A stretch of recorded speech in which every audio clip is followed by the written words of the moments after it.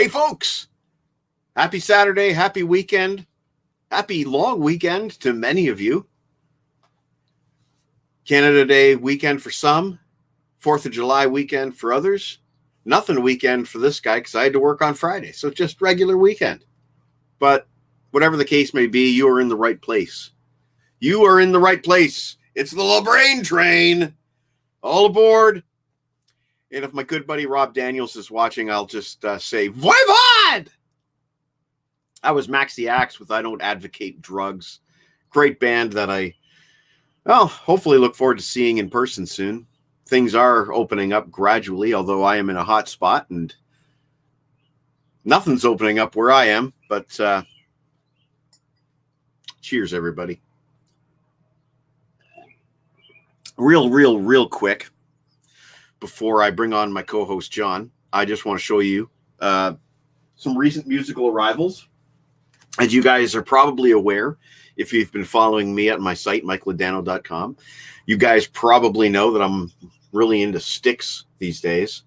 And that's their newest album, Crash of the Crown, which, spoiler alert, I really like it. I really like it. I think John might have a slightly different opinion, but I really like it.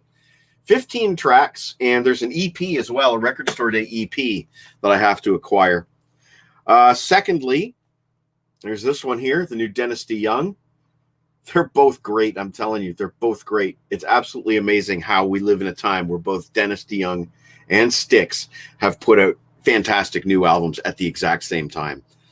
My favorite tune on this one is The Last Guitar Hero featuring Tom Morello. It's just fantastic. And finally, finishing off my collection of the classic Styx studio albums, I got this from BGO Records. It's a 2-pack of The Grand Illusion and Edge of the Century. There we go. Focus. Edge of the Century Remastered. And that's handy for me because I actually didn't have either by coincidence. Those were the 2 classic Styx albums that I still needed. So it's a 2 CD set, and you get Edge of the Century as 1 disc, and you get The Grand Illusion as the other, remastered. And spoiler alert, I have a review of one of those 2 albums locked and loaded and ready to go. And when I can take the time to absorb them, I'll review these 2 new arrivals as well. Let's bring on my buddy John here, and let's start by asking him what he thought of the new Styx album. Hey, Great. John. Put me on the spot right away. I got you in the hot spot right off the bat. No taking it easy today, my friend. It's Saturday, but you're working. Yes, yeah. The new Styx. I've only heard it once. Okay. It didn't impress me. Some of the vocals were kind of rough, but again, I can't really pass judgment on one listen. But it didn't thrill me the one. So now the Dennis DeYoung, however, was phenomenal. That one was great. The Dennis DeYoung album really has a weight to it because, as we know, it's his last album. Yeah. And the lyrics are very much about looking back and reaching the end of things. But also, you know, there's a couple certain moments on here that really celebrate Styx as well. And one that celebrates the Beatles. Yeah, yeah. So. Oh, and I'll show this off. This is another new arrival. Chris Sarr was asking about the hockey jersey. Oh, okay. There we go. Triumph. Nice. Yeah. Very nice. There we go. Queensryche and Triumph both put out hockey jerseys at the exact same time, and I had to choose. Yeah, easy choice. Yeah, for me, it was an easy choice. Yeah. Hey, what did you think about that Queensryche news that we got yesterday that Parker Lundgren is out of the band? You know, I haven't really been listening to him with the Todd era so much. So it wasn't, but it is still a surprise for someone. He's been around for a little while, I thought. Yeah, 10 years or so. And then, but I've just been enjoying, you know. You got the box set. The box set. So that just came this week for me. And Empire is on its way? Huh? Empire is on its way? Not until they send me the postage and stuff to send this back. This was supposed to be Empire. And it was supposed to be the box set. And they sent me this crap right here. I don't want 2 of it. Right. So what you got there is basically the box set and then the scaled down version on CD. Yeah, the 2 CD. The second, this one has the remastered album, and then it's got Live at Hammersmith. Okay. Where the box set has the Live at Hammersmith, and it has 1 live at Wisconsin, and then B-sides and singles and stuff as a bonus track, plus that interview that you have. It's got the interview from the vinyl that I found not too long ago. Right. So that's kind of weird now to have. It's a weird thing because I thought it would have the questions. Oh. But it's just got the answers, just like the promo does. So that was a little figure weird. out as you're listening. Yeah. Oh, yeah. This is what they're talking about. Yeah. At least now I do know what the questions are since I have that. But yeah. Interesting. Go to John's site, Too Loud, Too Old Music, if we don't know what you're talking about. He got a promo Queensryche interview disc, and you know I think those things are cool. Although I acknowledge that you don't sit around listening to interview discs very often. No, this is it. Well, that's in good shape too. It's still got the shrink wrap on it. Well, it's just my packaging. Oh, okay. I put all my albums in those vinyl plastic things. So. Gotcha. It looks like shrink wrap on the camera. It does, actually. It's not like my typical, like this is what it came with, so I like it. I kept it in it. It's in great shape. It's mint. But it's not something I'm ever going to pull out again. So. Well, we are just about ready to invite on our special guest today. But before we do that, I'd like to ask the audience a question. What do the records behind John's head have in common? Now, if you know the answer to that question, well, then you know something about our special guest today. Yeah, well, 4 of the albums are Stone Temple Pilots. So. But yes, the commonality, as John has always put great effort into his displays every time he's on the show, the commonality here is all of those albums have a Ryan Williams credit on them somewhere. Somewhere, whether it's recording, engineering, mixing, getting coffee for him or something. We'll find out. Yeah, Ryan's somehow involved with all of those. And that's just the tip of the iceberg of what he's been involved in. Right. You sent me a list of highlights. Yeah. And the list of highlights was long enough. Yeah. Yeah. So he's had which we'll talk about, but he's worked with a lot of artists that everybody knows. Yes. And one other thing, John, how did you manage to twist his arm to come on this show? I think I've been bugging him enough for the last year, maybe. Bugging him enough? How would that be, John? Oh, because he's my brother-in-law. Oh! Well, that makes sense. Yeah, he's family. Track. Yeah. I married his sister. Yeah. Lucky for us. Yeah. Well, this is very exciting for all of us because as you know, one of my favorite shows that we did in the past was Mike Fraser, who's also in the mixing engineering business, and we got to pick his brain on so many things, and half of the studio jargon went over my head, and I love that because it makes me feel like I'm absorbing knowledge. So everyone, please, will you welcome to the show today's special guest, Mr. Ryan Williams. The LeBrain Train is proud to present Ryan Williams.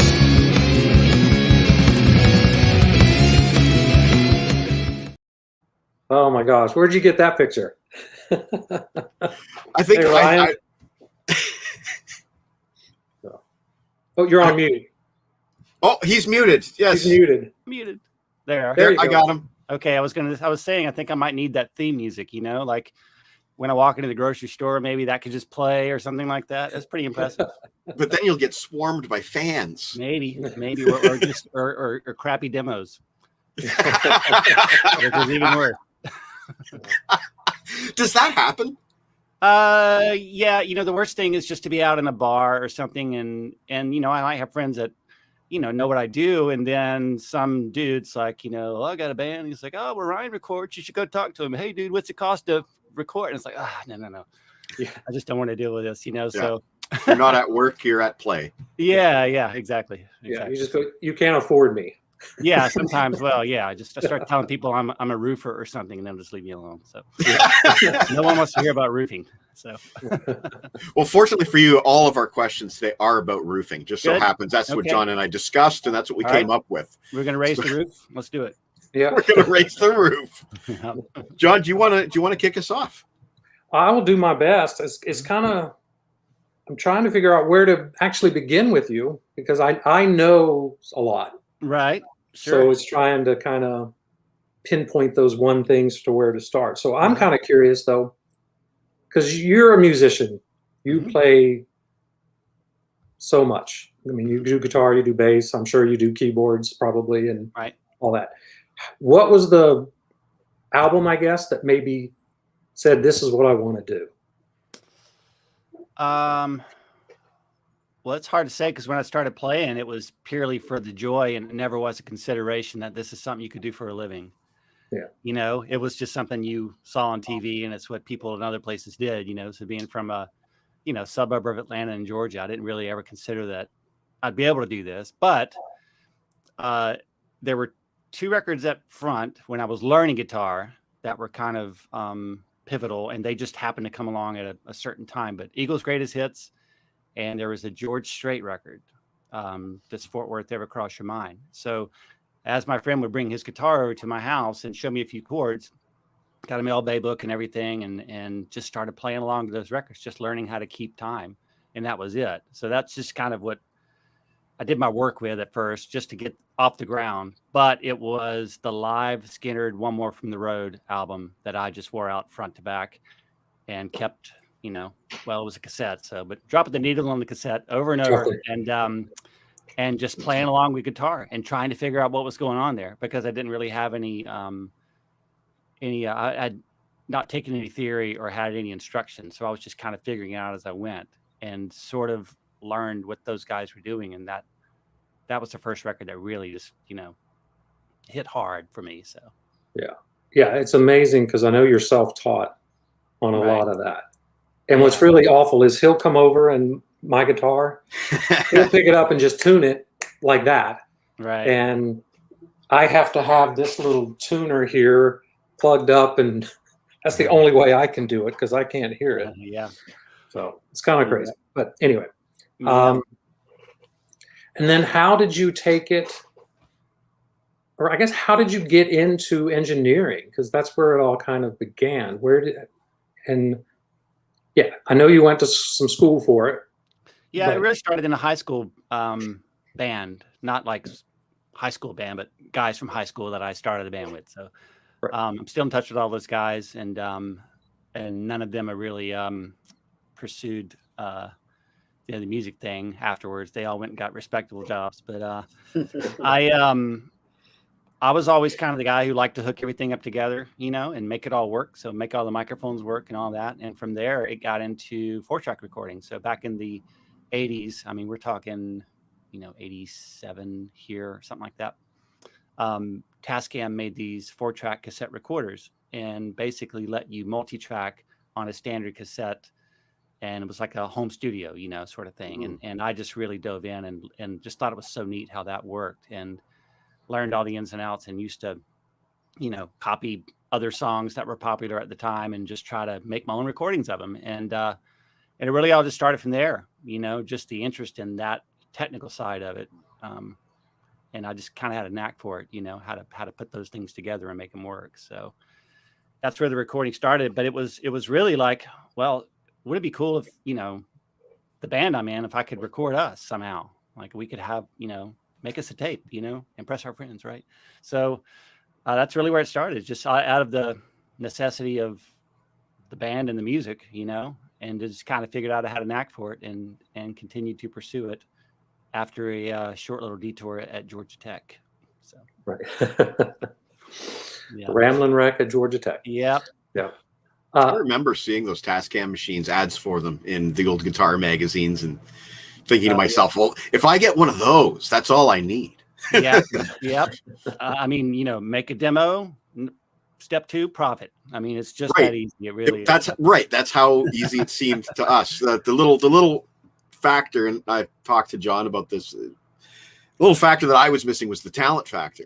Yes. But Right. apparently, you had a knack for not only playing the instruments but recording them as well. And those are two separate talents in many ways. Yes, and I've talked to people about that a few times in terms of the left brain, right brain thing. And I love using both sides of my brain. And I always said if I wasn't an engineer, I would be an architect, because to me it's the same thing. You design something that's aesthetically pleasing, but at the same time, there's a whole lot of stuff that you have to do correctly and technically to make it work. So both appeal to me, and so what I do in terms of, there's a lot of technicalities involved, and everything has to be plugged up right and work right and not be distorted, and just a million things that, your mental checklist goes through. But at the same time, I'm trying to paint a picture out of the speakers that's people enjoy, so it's both things. And I really enjoy that part of it. So Architecture and recording, engineering, mixing, both of them involve building something from the ground up. Yeah. So interesting fun fact, speaking of Georgia Tech, so Jeff Carlisi of 38 Special, the lead guitarist who played all those great solos and stuff, is an architecture major from Georgia Tech. There you go. I didn't know he that. graduated I learned school, something. There was a little bit of a recession. There's a really good interview with him out there. Maybe I'll send John the link, but he talks about it all. And there was a early 70s, kind of a recession and stuff like that. Weren't architecture jobs, and he wound up back in Jacksonville and got with Don Barnes and those guys, and they just started writing music. And so I guess it worked out pretty good for him. But yeah, not too bad. I got a few of their albums. Yeah, there you go. But speaking of the Tascam thing, my friend David manages Joe Strummer's catalog and his sort of estate, and so they're doing a lot of things with Joe Strummer music that you probably haven't heard. So that's sort of going in the works, and without going too deep, I was involved in they found an original Tascam 4-track like we used back in the day, the Porta Studio, I think they called it, and there were a bunch of those tapes around, and it was my job to go through them and load them all in and hear all that stuff. And so while I had it, I'm the guy that still has the big box of cassettes in the garage, and I found some of the old 4-tracks from my band in high school and managed to get them into Pro Tools and like remix them, and then just like, hey guys, check your email. And those guys, from my band, in 1989, here I am sending them songs that we did, back then, and it was pretty fun. Pretty fun to revisit that stuff, but also to see where my head was at that time, as I'm just learning how to do this and listening and go, well, sounds all right. I can see that I'm kind of getting there, so yeah. Can I ask you a technical question for dummies? Sure. So those 4-track machines, they ran a regular cassette, right? Mm-hmm. Yes. So a cassette has 4 tracks on it, 2 right and 2 left for side 1 and side 2. That's correct. So is that how the tracks were laid out on that machine? Exactly. You'd record all 4, both sides. Yes. So you could only play it back on a Tascam machine, basically. Right. And or so a it had 4-track a machine. stereo out, and you could just mix down to another regular cassette deck that was the standard left-right sort of thing. Or you could mix down to another cassette deck and then take that, put it back in the 4-track machine, listen to 2 tracks, and now you have 2 more to record on. And that's essentially what the Beatles were doing. Those tape machines up until probably 69, I will say, were 4-track machines. So they would mix it down and then add more. So they would do the backing track, maybe 2-3 guys play it once, and a lot of times that would all go to one track to leave other ones open, and then they'd have to bounce that to another machine to open up tracks and do more stuff. And so I think in some of these remasters they've done a remixing of those old records, they go back to the original first generation, and they get all that stuff to line up, and that's why you can get a lot more clarity, because you'll have a lot more control over the individual elements that weren't all mixed together. So it's pretty neat. That's cool. I'm glad I asked. Sorry, John. No, that's great. See, this is what I do. Usually John asks the planned questions and I interrupt. Yeah. That's yep. Great. Yeah. He keeps us moving. Yeah. There you go. And then, so you've started mixing, really getting into it. How did you make the leap from that to working with someone like Brendan O'Brien? So interesting thing, I was finishing up college at Georgia State. So I went to Jacksonville. So kind of started at Georgia Tech to be an electrical engineer. Just realized it really wasn't for me. Found out about this program at Georgia State University. Kind of made the jump, and then had an opportunity down in Jacksonville open up when I was 19 years old with a band that was doing really well down there. And I decided, let me go do this for a little bit, take a little break from school, kind of regroup. And there's nothing that makes your dad happier than to say, yeah, I'm going to leave college for a bit and go play in a rock band in Florida. Like, solid plan, right? But it was with the promise, like, yeah, I'm going to come back. I'll finish school. Like, I'm just going to try this for a while, and hey, maybe something great will happen. But went down there, and when I came back in, I think it was December of '92, and did finish at Georgia State, the very last quarter of school, I had a huge senior project where I had to go and interview people in the music business and write some huge long paper about it. And one of the places I went was Southern Tracks Recording Studio. And the guy agreed to sit down with me up in the kitchen lounge. And we talked about the stuff that pertained to the paper I was writing, but more and more, we just kind of had great conversation and talked about stuff. And Mike was a wonderful guy, and he had, long-term musician. He played with Tommy Rowe and Billy Joe Royal and all these old school guys. He was on a Dick Clark tour, one of those like caravan tours. He did that. Like, he had some great history in music, especially in Atlanta. And just hit it off. And it was the kind of thing at the end. I'm like, well, I know what's going on at the studio. You guys are making great records. I'd love to, intern here or work here if you ever get a chance. He's like, okay, well, yeah, maybe something will come up.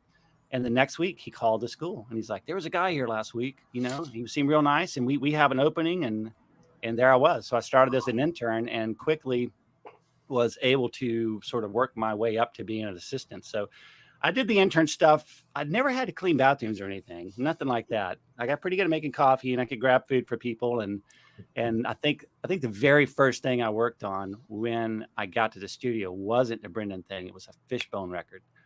Ooh. Those guys were super cool and talented, but they drove me a little nuts. And it was really one of those things like, wow, what did I get myself into here? But I quickly, started working on Brendan records and I was in the room, because a lot of studios, the intern sits in the lobby and waits for somebody that needs something. But Brendan moved so fast and I just kind of got to know those guys and they liked me and accepted me pretty quickly. And I was in the room as an assistant on these records right off the bat, So that's kind of the path from, being in high school to getting to that point, I guess.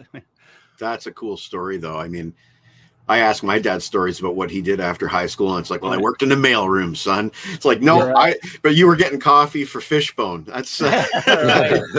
Well, it's once I got there, I just, knew what that studio was about, knew the records Brendan was making, and in Atlanta, there were a few other good studios, but it was more of hip hop R&B stuff or like more of doing like commercial corporate kind of stuff. And it's like, because this was mid 90s.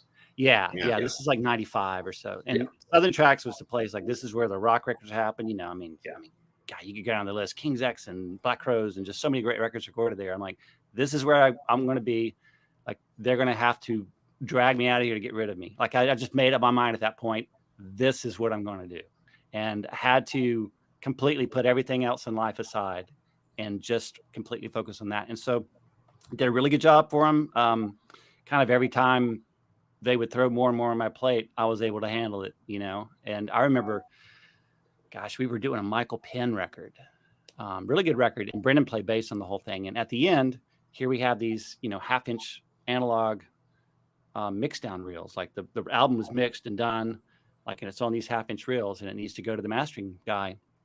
And Brendan's like, okay, well, we need to cut the vocal up in on the chorus here and do this here. And just, you're good with that. And I'm like, yeah, sure. And meanwhile, I'm just thinking, well, I've watched you guys do this, and these are the only copies. And you're talking about cutting them with a razor blade like they used to. Yeah. And so I'd seen them do it and I'm like, and we touched on a little bit in college, but not really. And I'm like, yeah, okay, sure. He's like, okay, I got to go. And just like, here's a list, cut it together like this. And I did and cut it and it worked, and it's like, it was all fine, but it was just one of those things, you jump into the fire sometimes and you just always go, yeah, I can handle this, and so after a while, the engineer who I'm still friends with and who has had a long career with Guns N' Roses, post Southern Tracks, he was getting ready to leave and go freelance. And I was just already in place to make it happen. So jumped right in. Wow. They couldn't get rid of me. So as a contrast, how many tracks did you have to play with at that studio? When I started, we were still analog. We had two Studer 827 multi-tracks for anybody who likes the technical stuff. But basically, they were 24-track, 2-inch tape machines. And so a reel of tape is 16 minutes and 40 seconds long. And I know that number exactly because I'd have to watch the counter and go, we don't have time for another take, because you don't want the tape to go. And they're like, that was the greatest thing ever, Right. So, but we could sync two of those together, and that would give you 46 tracks worth of stuff because two of them had to be used to keep the machines lined up. So time code. Yes, exactly. So at that time, all the stuff we were doing, Brendan, was still on analog, and we generally didn't do like tons and tons of tracks. Like he kept his records fairly organic, but I remember even like Outkast, Equimini, I engineered loads of stuff on that. That's still on analog. Like those guys were on tape, So it wasn't any auto tuning or fixing and moving stuff around. I mean, it was what you're hearing is actually an actual moment in time that was captured. So that's cool. Yeah, and that's a good album. I'm not a huge hip hop person, but right. Outkast. Yeah. Yeah. They're a gateway band for a lot of people. Sure. Yeah. Yep. Yeah. had a good time there with those guys. So Yeah, we won't go too far into that unless you want to. they were really nice. They weren't, hey, some of those. I mean, look, some of those hip hop sessions we did could get pretty interesting. Some colorful characters, we'll say, and some all night sessions and huge bags of weed and Philly blunts, and they're, somebody's got a gun or two sitting behind you, and just like, I mean, these guys, some of them came from just different places that I came from, but everybody was always nice and respectful, and just, it was all good. But you could be in a room with 20 dudes and the music cranking and just like, wow, this is like pretty intense, But like I said, it always turned out fine. But the Outcast guys showed up, just the two of them and one guy from the label, and they got right to work, and they were super, super nice and just cool and mellow. And Dre would make references to Stone songs and knew these Keith Richards riffs and all these kind of things. I'm like, what, really? So that kind of thing was good, because obviously I'm a rock guy and a guitar player, and such like that comes in, you're like, I don't know, it might be kind of a pain in the butt, but I would always learn something and take something away from that, and just find a new little way of working or something I hadn't thought of before. So, well, I'm a rock guy too, obviously, but that one double album that they did, everybody I know in my rock circles, they loved Dre's disc on that thing. It was really accessible for guys like me who are into, organic music like we're talking about. He's got a lot of it, Yeah. in his. He's got a lot of records in his collection. Yeah. He's listened to a lot of stuff. So, yeah, interesting guy. So, yeah. What was there was one album of Pearl Jam. What was the Pearl Jam album that you worked on with Brendan? Well, when I first started there and was still sort of on the assistant mode, moving my way up, and it was only a few months in where they came in to do no code.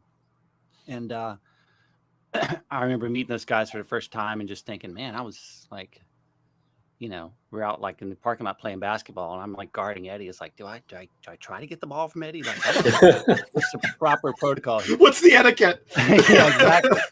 And just thinking, just a couple of years ago, I'm playing this dude's songs in Jack's Beach. Just like, there's a couple of those moments along the way of doing this career where it's like, wow, like, how did I get right here, right now? This is pretty wild, Super nice guys. But that was the first thing, as I was an assistant. And then afterwards, when I was the chief engineer at Southern Tracks, we finished up stuff on Yield. Okay.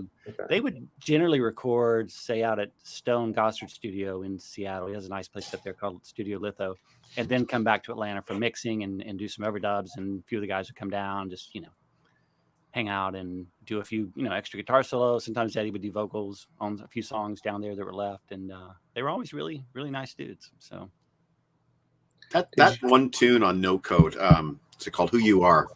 Oh, yeah. My buddies always used to tell me, that song is extremely complex rhythmically. Right. Tough to mix. Right. Gosh, I don't remember. The way Brendan tracked, and something I learned from him that was very important.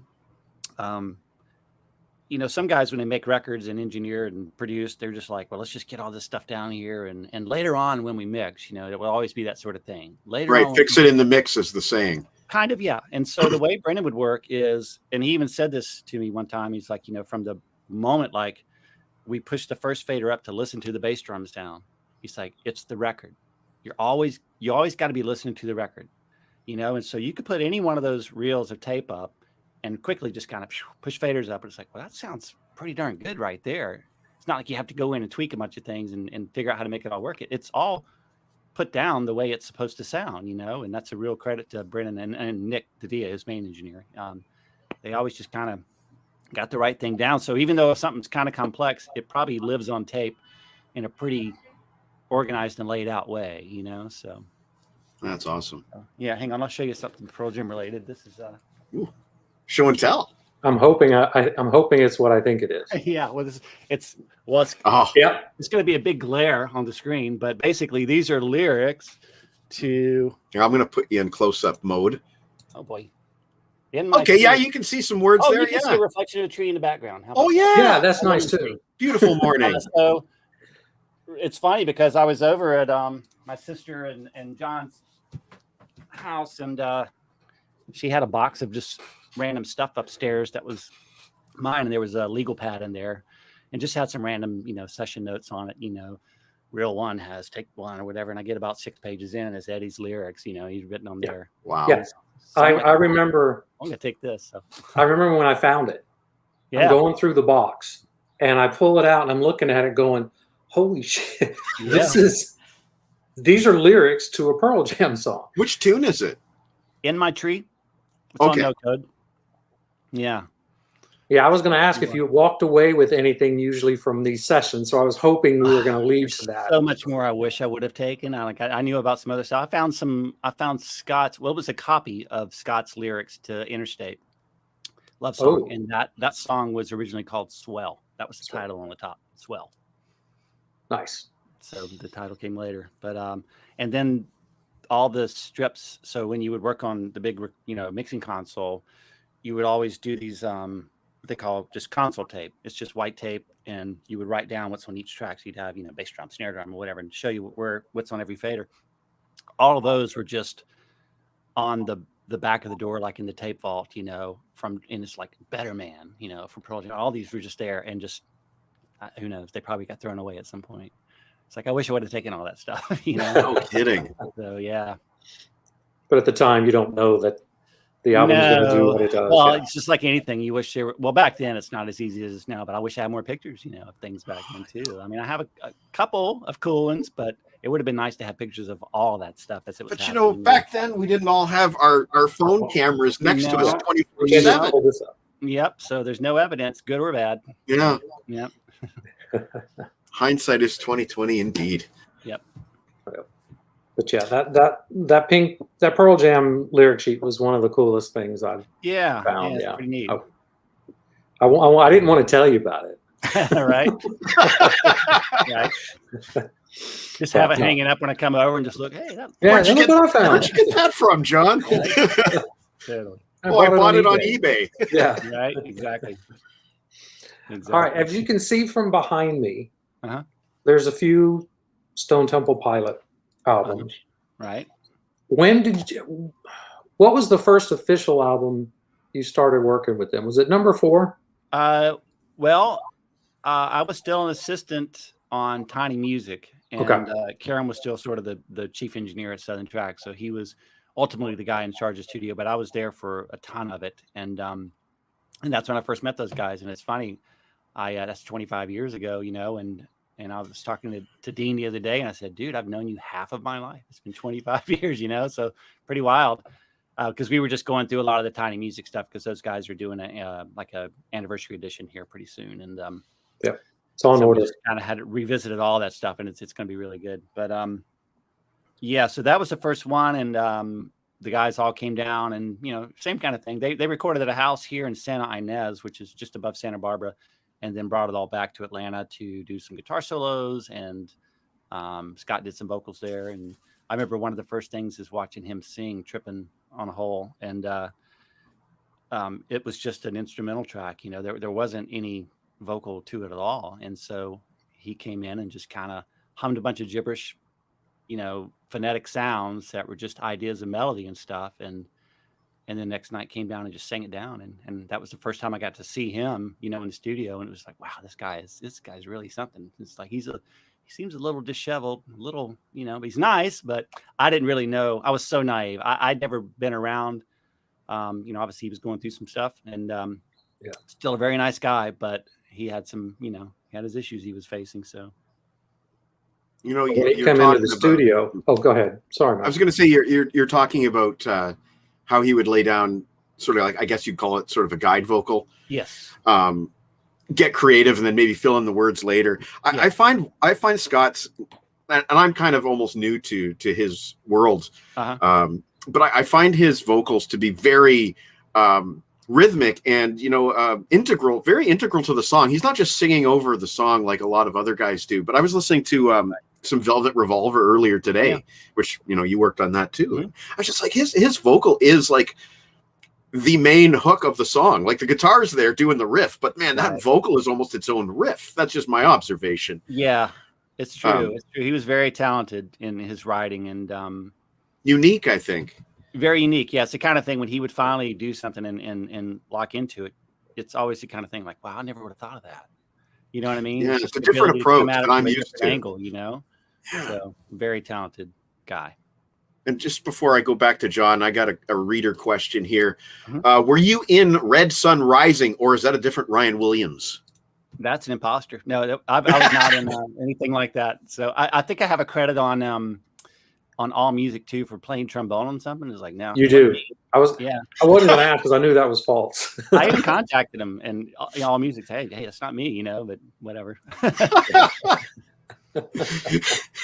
You need John to get on the Wikipedia and make sure that everything's straight and narrow on the internet. Exactly. Okay, John, throwing it back to you. There's one I saw on that All Music. I think it has you playing bass on a Pink song. I did play on a Pink song. Okay, that was you. Was that just like a pill? It was just like a pill, and it was it's kind of a fluke. She was on LaFace Records, who we had a great relationship with, and Dallas Austin was producing that record, and they decided to try a few different mixers on the record, and Dallas and his programmer Rick knew Nick Dadia really well, and Nick was kind of the rock guy. And they're like, well, let's see what happens if a rock guy mixes this. So he sent it to Southern Tracks, and once again, it was on reel tape, and it was all keyboard bass, you know, boom, boom, boom, boom, boom, boom. And one of the notes was wrong. It's like really that type of progression. It was, major versus minor. It's just something wasn't quite right. And Nick's like, man, it would sound better, bass. So he's like, so I grabbed a bass and plugged in and just, learned the song real quick and put it down. And so ultimately they went with a more pop mixer, but the tape went to the next person and they used my bass and not the keyboard bass on there. So it was kind of funny to just out of nowhere to be on a song like that. And we in the studio, there's a producer I've worked with a few times named George Chakulias, who did the first couple of Crows records and Tom Petty stuff. And George is a really funny guy, and he calls that Captain Midnight. He's like, when the band goes home, Captain Midnight has to come in and take care of it. So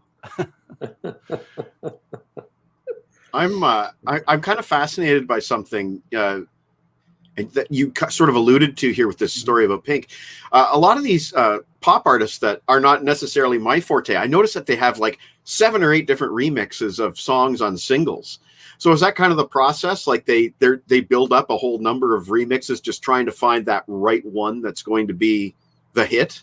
I suppose. I mean, sometimes even back then we would say on a band like Train. I remember Brendan doing some alternate mixes that would be a little more for the mainstream pop, whatever, the hot AC, like they had all these, right, Billboard, as opposed to like something with loud bashing guitars. Like this one would be a little guitars back a little bit, maybe a little more percussion, piano, some might need more for clubs, a little more polite sounding maybe.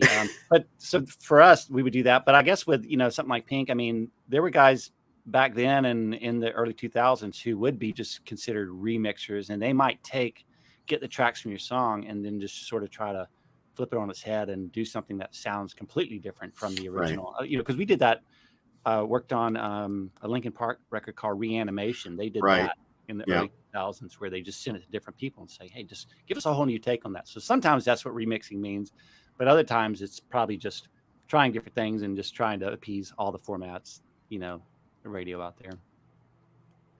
Well, thank you for that. I'm fascinated by all of that, the whole process and the different versions that come out. Right. I'm a collector of singles, as John well knows. Yeah. Sure.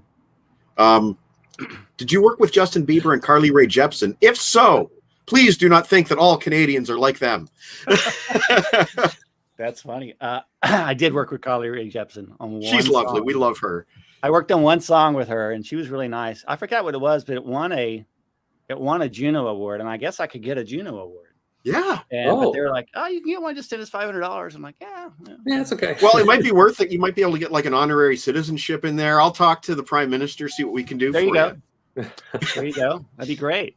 So I just, is Ryan the first American guest you've had? Let me think here. No, it's usually all Canadian. Um, I worked well, we with, had Mike Slands on the West Coast, Oh, Mike's on the West Coast. That's but right. he's the first professional American. it's I think. Mike Fraser's Canadian, right? Mike Fraser's Canadian. That's He's right. also on the West Coast too. Let's see, I Same worked time. with Our Lady Peace, right? Oh, I worked yeah. with them on a record, a mix, and then I worked after that with Chantel Kraviazik, yeah. That's Rain Maida from Our Lady Peace wife. She was around the studio some out here. Yeah, so we got some good Do you know these names, John? I knew the first one. Our Lady Peace. I knew Our Lady Peace. They had some big hits here. Yeah. Which album or track was that?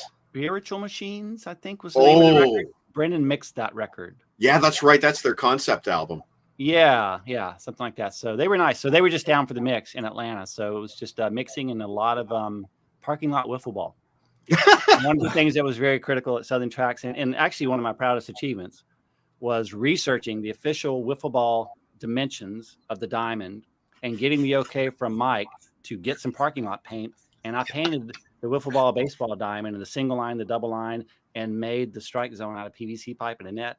I mean, it was pretty professional. I'm just saying, I got something to fall back on if I need to. Apparently. Yeah. And so we played a lot of wiffle ball out there, mix for a while and then go out. Let's get out of here for a little bit. So. Right.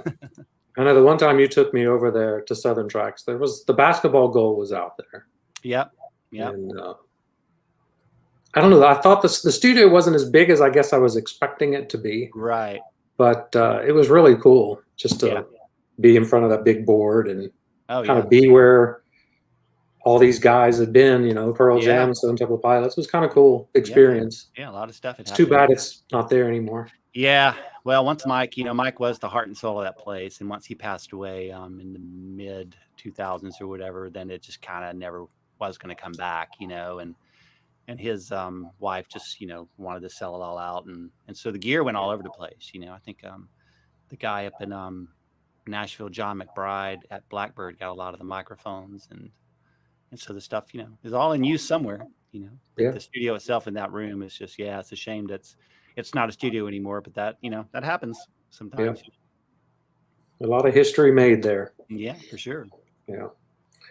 So back to Stone Temple Pilots. How did that band record? Did they each just do individual parts, or were they ever together? They would generally record things live. It's interesting because those first two records for sure were both studio records. The first one was done out here at Rumbo, which was owned by Captain and Tennille. Kind of fun. Oh. But yeah, I didn't know that. Rumbo. So that's where Appetite for Destruction was recorded. Yeah. Rumbo over in Winnetka. And Captain and Tennille, Tony Tennille. Didn't know that. Daryl Dragon, that was the captain. So first day they were making the record there, and Tony Tennille comes in with cookies, like for the band, and wanted to meet the band and bring some cookies. And when she's leaving, she just turns around and says, "Okay, boys, make hits." And anyway, they would track live. Those first couple of records they did were all recorded like around a 2-week sort of period. So they would get a basic track of drums, bass, and guitars, and basically, try to get a really good take, and then guitar and bass could go and do little fixes if they needed to, and then just sort of overdub from there, and then do vocals. And Scott would usually be singing a scratch vocal with them, because a lot of the songs they would have sort of fully written, and then some songs he would still need to finish up lyrics or ideas or stuff, later on in the studio. But they would track, pretty live. And even the stuff from Tiny Music, we were going through some of those things, and I actually did a mix. One of the extras bonuses they're including are some sort of outtakes or instrumentals or things like that. And so I did one of the songs there, and when you solo up the drum mics and you hear guitars and other things in the drum mics, and Scott singing, because they're all just in the room doing their thing, so that's doesn't happen as much anymore with bands, but that's definitely how they did the majority of those things back then. So, and that's for the Tiny Little Music. That's the box set that's coming out. Yeah. And that's going to be on there. What When's that due? It's the 23rd month. Yeah. Of July. Yeah, it's July 23rd. Oh wow. Yeah. Because I know I already have mine on order. Well, because I've got that. Nope. Of course you that do. one. And I've got the other one behind me. Nice. So I've got to get Tiny Little Music, that box set as well. So yeah, it'll be good. Ryan, are they going to continue doing that into number 4 and beyond? Yes. So they're actually on Rhino, which is a subsidiary of Atlantic. So Warner, Electro Atlantic are all kind of under the same umbrella. And Rhino sort of is the label that does a lot of the reissues of a lot of things. And, Yes. which is great because those guys raided the vinyl vault and brought me a big stack of cool things from from Rhino. But so yeah, I think they're going to continue doing that with the others and having some just finding the bonus type material to include. And so for number 4, we definitely got some cool things that we'll be including on that, you know, and it was interesting because when they did it for the second record, they didn't really find quite as much stuff. You know, there's a live show and all that, but once the album cycle from the first one happened and they're out touring nonstop and go, and just like, even those guys, like, it's all a blur. Like, we don't hardly remember like what happened. It happened so fast, and we wish we had more pictures. And you know, the same thing we say, but basically writing as you go, and then okay, go back in the studio and do this next record. And so there wasn't really time to demo things or to have the little cassette recorder things that, you know, they just didn't have as much stuff, you know, as they did for the first record. But these next ones will have some more things that are really interesting for people. That's check cool. out. So, yeah, and they're doing them right because they're doing the remaster of the main album, which is fine. But the disc of bonus material and then a live show from that era. Right. Yeah. That's the way a box set should be. It shouldn't be a live show from 20 years later. It should be from that time frame. So they're doing it right. Yeah. And Rhino does a really good job with all those things, you know, but the band's very involved in, you know, wanting to tell the story, you know, and it's just fun for them and me to go back and look at some of that stuff, you know, because there's so much of when you're making a record, there's so much of your life that gets encapsulated within the recordings. You know, everything that we're going through or things that happened at the time are all part of that music. So it's like I can't ever listen to a record that I've worked on in the same way that anybody else would, because there's all this stuff that's connected with it, you know, that happened during the record, you know, in a certain kind of way. So it's interesting to kind of relive some of that stuff, you know, and you know, look back and be a little nostalgic. So I imagine it's cool that you're the guy who gets to go back to these tapes and relive the memories. It's neat and something, you know, kind of not totally Southern Tracks and all this related, but I do some work with Danny Harrison, George Harrison's son. Right. And they're working on, and it's coming out soon, there'll be a 50th anniversary of All Things Must Pass, George's first. I saw an ad for that. Yeah. And so I've got a credit on there. I forgot what my credit is. It's something about archival research, but it was a lot of that stuff of going back through the tapes and listening and just like, wow, like I'm in the room with these guys right now. So just to find the good little bits, you know, so it's fun to do that stuff for sure. I bought the previous reissue of that. I think it's a remixed version.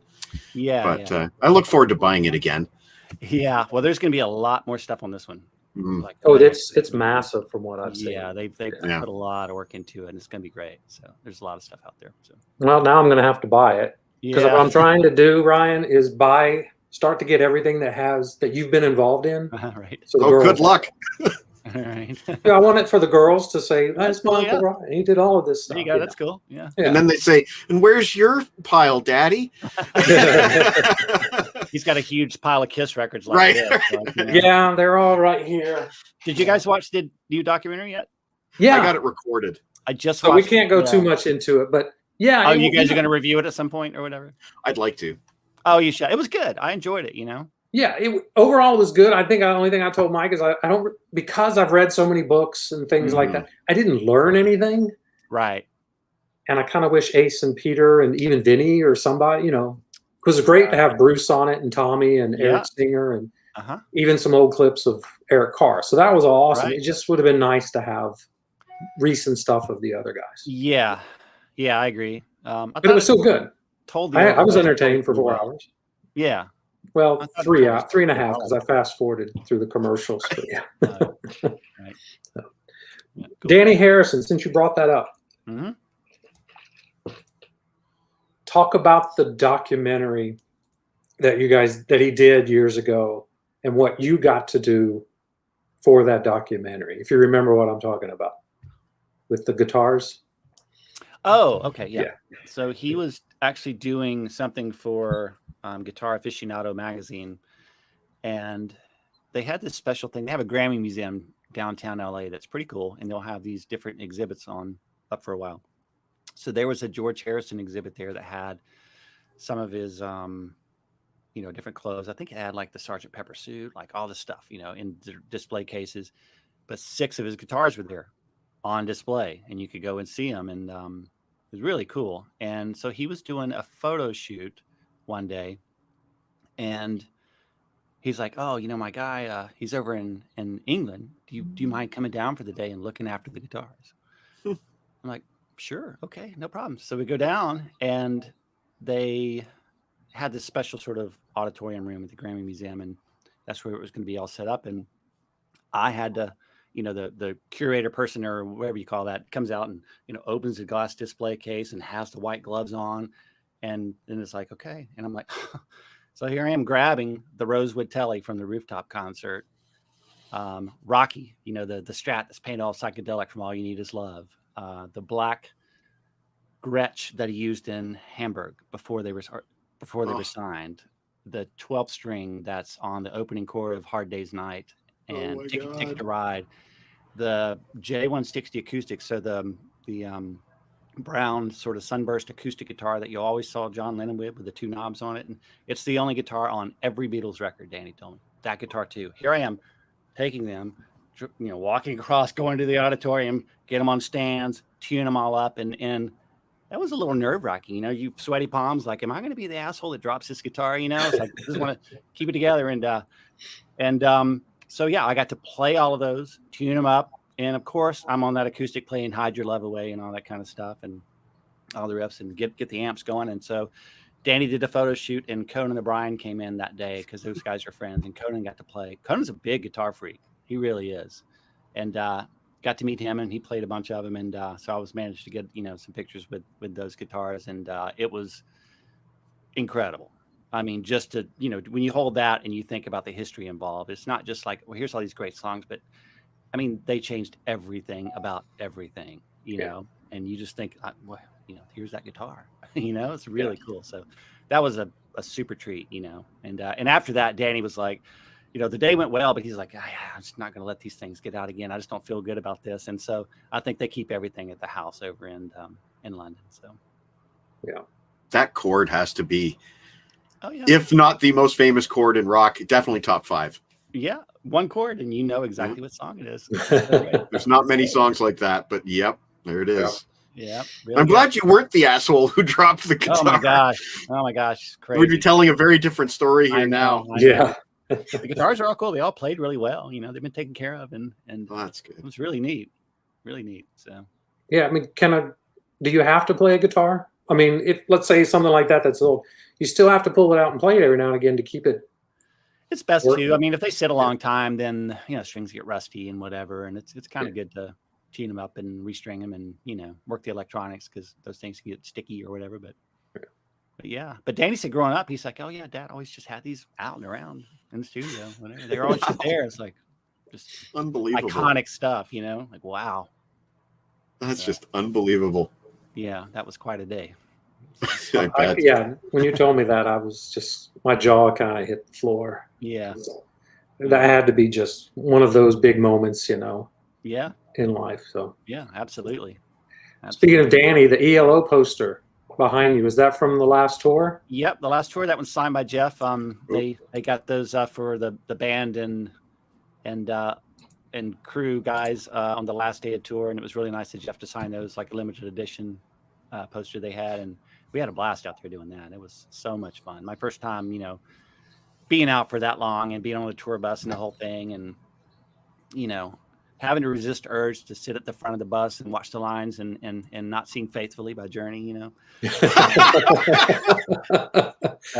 it was great. So we had a blast. And obviously we were going to do it in 2020, but 2020 had some other plans, but we're looking at, potentially seeing if next year might be available and do it again. Yeah, because you're supposed to do European tour, right? Yes. Or Danny was going to open for him on the European. That's right. That would have started in September in Stockholm, Sweden. I mean, who wants to be in Stockholm, Sweden in September, or Germany like in Oktoberfest? What a bummer, right? Yeah. Yeah.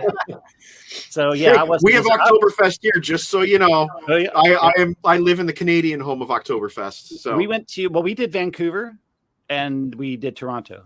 Those are the two cities we did on the tour. And I had a lot more time in Vancouver to go. What was that? Something Park at the other Stanley Park. Stanley Park. There you go. I went all around Stanley Park, made friends with a few owls, and it was great. Awesome. Beautiful. And Randy Bachman came down to the show. Got to meet him. Cool. With Tal, and they were both really nice, and of course Randy just went right there. So Danny, why don't you and Sean and Zach just get together and like? Danny's like, yeah, those guys are all great friends, and they got their own thing going. But he went right there. Yeah. Wow. Throw it right back at him and say, well, when are you getting the Guess Who back together? I know, right? Exactly. But yeah, it was fun. That's cool. Yeah, you haven't toured a whole lot. And when I say tour, you're more of, you work the sound for the tours. You just kind of started that recently. Yeah, within the past 5 years, basically. Well, I did it back in the bands. Like I was a guy that could make it work back in high school, but I hadn't really pursued that. I've always just been in the studio doing my thing, and it just came up about 5 years ago with Robert DeLeo and Phil Collin from Def Leppard. Had this side band they called Delta D, and it was just kind of when everybody wasn't touring, let's get together and just play something different, And great band, and so they were doing a show in Hollywood at Hotel Cafe, and they're like, "Hey man, do you ever do this? Can you come run sound?" I'm like, "Yeah, sure." It's been a long time, but yeah, sure. So I went and did that, and then they're like, "Well, we're going to go up the West Coast and tour and do like 5 dates. Do you want to come do that?" I'm like, "Well, sure." And then they did an East Coast thing, and had a great time. Went to Philly and New York. I had 3 days in New York, staying right next to Madison Square Garden, and just a blast. So that's the fun thing about touring is days off in cool cities and whatever. But so from there, I did a few STP things around town, and they would just kind of do some benefits or different things around town that they wanted my help with. I did that. And then Danny's manager found out about it, and he's like, "I didn't know you did live sound." I'm like, "Yeah, I kind of always have, but just more." And he's like, "Well, we got some stuff coming up, some festival dates. The next thing I know, I'm in, Berlin doing Lollapalooza, and just on giant stage, and huge PA system." And it's like, I kind of had to, once again, trial by fire sort of thing of learning how to do all that stuff in the live setting. And now the consoles are all digital too. Like, so there's, menus to go through and just all this stuff to learn, but just jump in the deep end and start paddling. So it was fine. And I got to do a tour, 4 dates with a band called Summer Moon. So that was Stephen Perkins from Jane's Addiction, Nikolai, who's the bass player of the Strokes, singing, playing bass, and Noah, who plays guitar with Danny also. He used to be in Airborne Toxic Event. And we did 4 dates opening for the Killers and huge places. So I got to do Staples Center, and stuff like that. And that was my first time being in arenas and just, feeling that. So it's kind of in the studio, it's the same fundamentals. You have a microphone in front of something and you turn some knobs to make it sound the way you think it should. And the studio, though, is a perfect acoustic environment. And then live in a big arena, it's not a perfect acoustic environment. So you just learn to deal with those things. And you have a good team around you, that you trust. And it's a lot of fun, though, it is kind of, for lack of a better description, playing God in the way, because the lights go down and 12,000 people start screaming and the power is in your hands of what they're going to do. It's fun, and it's exciting. It's a bit nerve wracking because there is no take two, Right. Yeah. So prior to the show starting, it's like there is that little guy sitting on your shoulder going, "Okay, is all this shit going to work right now?" When he starts singing, is everyone going to hear him? You think about those things, but everything, has always run really smooth, and it's a lot of fun. So that's the second time that you've told a really good story that started with, "I just jumped right in." Yeah. So maybe there's a lesson to be learned out there for those willing to dare. Yeah. Well, you can trust yourself in terms of your potential and your abilities, and just I know I can figure this out, and I will figure this out, and just go ahead and just see that end result. instead of like, well, I don't know, just go ahead and see the end result and just go towards it. So Nice. All right. I've got the burning question, though, for Delta Deep and Phil Collin. Does Phil Collin ever wear a shirt? He does. He did, like, anytime we were traveling, the airplanes required it. Okay. Okay. Yeah. I don't know what happened in the restroom, in the laboratory, in the airplane. He might have had a little time. Might have had to take it off. Yeah. Grease up, take it off. Dude's ripped. Like what cool thing on that tour, we had somebody out who, she was from the UK and she was a vegetarian chef, and she made food for us every day. And trust me, I'm not vegetarian, but I loved everything. It was great. And he's super health conscious, and he's ripped, dude, and so I guess that's just his thing, always on stage, but most of the time he had a shirt on. So. Yeah, I'm sure. It's like every time we see him in videos and stuff. Oh, totally. And he comes out the very first song, and it's like, is he sweating already? No, he's greased up. So you can see. If I looked like that, I'd do the exact same thing. 60 years old, ripped. Yeah. But you know what, John? So, as Ryan said, Phil Collins, a vegetarian. Another guy that really looks good still to this day, Paul Lane, also a vegetarian. Wow, yeah. I like to also, I'm a bit of a foodie, so I like to ask food questions. But Ryan, like, of all the vegetarian meals that Def Leppard served up, was there any that just stood out in your mind like, holy crap, this could make me give up meat? I don't know about that. No. Yeah. Nothing that would say, I forsake steak for the rest of my life. No, those fighting words right there. I'm I like stuff with gravy that sticks to my ribs, So. Nice. I don't know, but half the time I wouldn't know what I was eating, but it was like, this is good, whatever it is. Some sort of beans, rice, Brussels sprout concoction or something. I don't know. Okay, so on the tour with ELO and Danny, we were opening, and so the UK bands. Here's the difference between UK and American bands. American bands will often contract caterers in the local market, right? So they come into Chicago and get whoever's in Chicago to come. UK bands travel with catering, so you get the same people every day, and we had excellent, and it was just despite walking all these miles in cities, I actually put on weight because everything was so good every day. It was always fun to get to the venue and like, which way, oh, there's a sign, catering's that way. So pretty fun. Okay, so my follow-up question was going to be, what's the best catered meal that you've ever had on the job? All that stuff on that ELO tour was pretty happening. Each day you'd have 4 different sort of choices of main things, and then huge desserts, and just make a sandwich for later on the bus, and it was all really good, like really good stuff. We had some band meals at restaurants that were really nice, but as far as at the venues and catered, most of it's pretty good. It's just kind of weird because a couple of the guys in our entourage were vegan, and we started on the West Coast, and that's easy to handle there, but once you kind of start driving across and you're like in Wisconsin, Kansas, like that vegan thing's a little tricky. Yeah. So it just becomes a lot of Subway, and it's like, so I would always just direct us towards a grocery store or something where everybody could just find something. That's where we would eat, like across country. But I love it. I love it. And what about good old Southern barbecue? Oh yeah. Well, that's the thing. Anytime, any city I would go to, that's half the fun is we would always have, as the manager called it, old man tour, we would always have a day off. So it was never like back-to-back shows. We'd always have a day off somewhere, and it's like, oh, we're in Philly today. Okay, obviously I'm going to get a cheesesteak. Right. Or if I was in Chicago, I'd get a deep dish pizza. Total. We did. We went to Pequod's or something like that. I forgot what it was called, but yeah, same thing. So every city, so I didn't necessarily, lose any weight, but it was great. It's fun. And John, can you tell?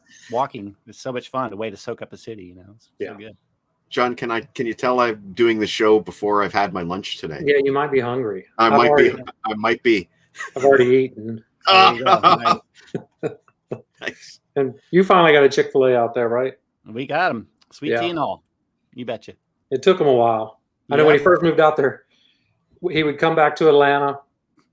First place you'd go was like Chick-fil-A. Yeah, in the airport. Yeah. We just got our first ones here too. Oh, nice. Yeah, they're really good. Yeah, if we can just get the Waffle House out here, we'll be happening. I need to go eat Waffle House now. Yep. All right. On I want to go to another band because there's a story with it. Stained, when you worked with Aaron Lewis. Mhm. And I forget which album it is, so I'm sorry, because you worked on a couple, I think, for them. Right. But there was one you and Aaron went to Miami because Aaron was going to do wanted to do vocals in Miami. First off, why, if all this thing was recorded out in LA, why did he want to go to Miami to do the vocals? Do you remember? Air quality was one of the things he mentioned. What was it? Air quality. Yeah, the air quality. Air And not quality. just to, well, they're from Massachusetts. They're massholes. And so the air is different and more humid on the East Coast than it was drier out here, semi-desert. And he said that affected his voice. I'm like, all right. And but also he wanted to play golf every day too. Oh. And so we rented this giant house on Key Biscayne, which is just south of South Beach. And it was like an 8,000 square foot house right on the water. And this is when the record business was really happening. And they're like, yeah, spend the money, you know? So it was great. So we had a whole month down there and would, you know, play golf and all that and just work on vocals for just a couple of 3 hours a day. And then go eat Cuban food and just like, it was the life. It was so good. So that was all going well. And we're getting our stuff done. And the studio owner, we're right on Collins in South Beach. There was a studio called South Beach Studios, and there was 2 rooms in there. The other room was Tom Bukovac. He was a famous mixer who mixed everything, you know. And so got to hang with him some and kind of gush over a few records and whatever. But the studio owner comes to us one day and says, well, this weekend, are you guys working? And we're like, well, maybe. I mean, if you need the studio for something else, it's fine. He's like, okay, well, Bono and Dave Stewart want to come in and record. And is it okay if they use the room? Like, oh, sure. Well, if they need it, that's fine. You know, and Dave Stewart from Eurythmics, you know. Yeah. Bono from, I forget the band's name. Yeah, some band. Yeah. So we're like, sure. And then he's like, and they need an engineer. Can you do it? I'm like, you betcha. So show up on Saturday, and I'm back there kind of getting it ready, not knowing what to expect and what we're going to be doing. And here comes Bono down the hall by himself. No handlers, you know, no entourage, no assistant. Walks up, sticks his hand out. Hey, I'm Bono. Oh, hey, how's it going? I'm Ryan, you know.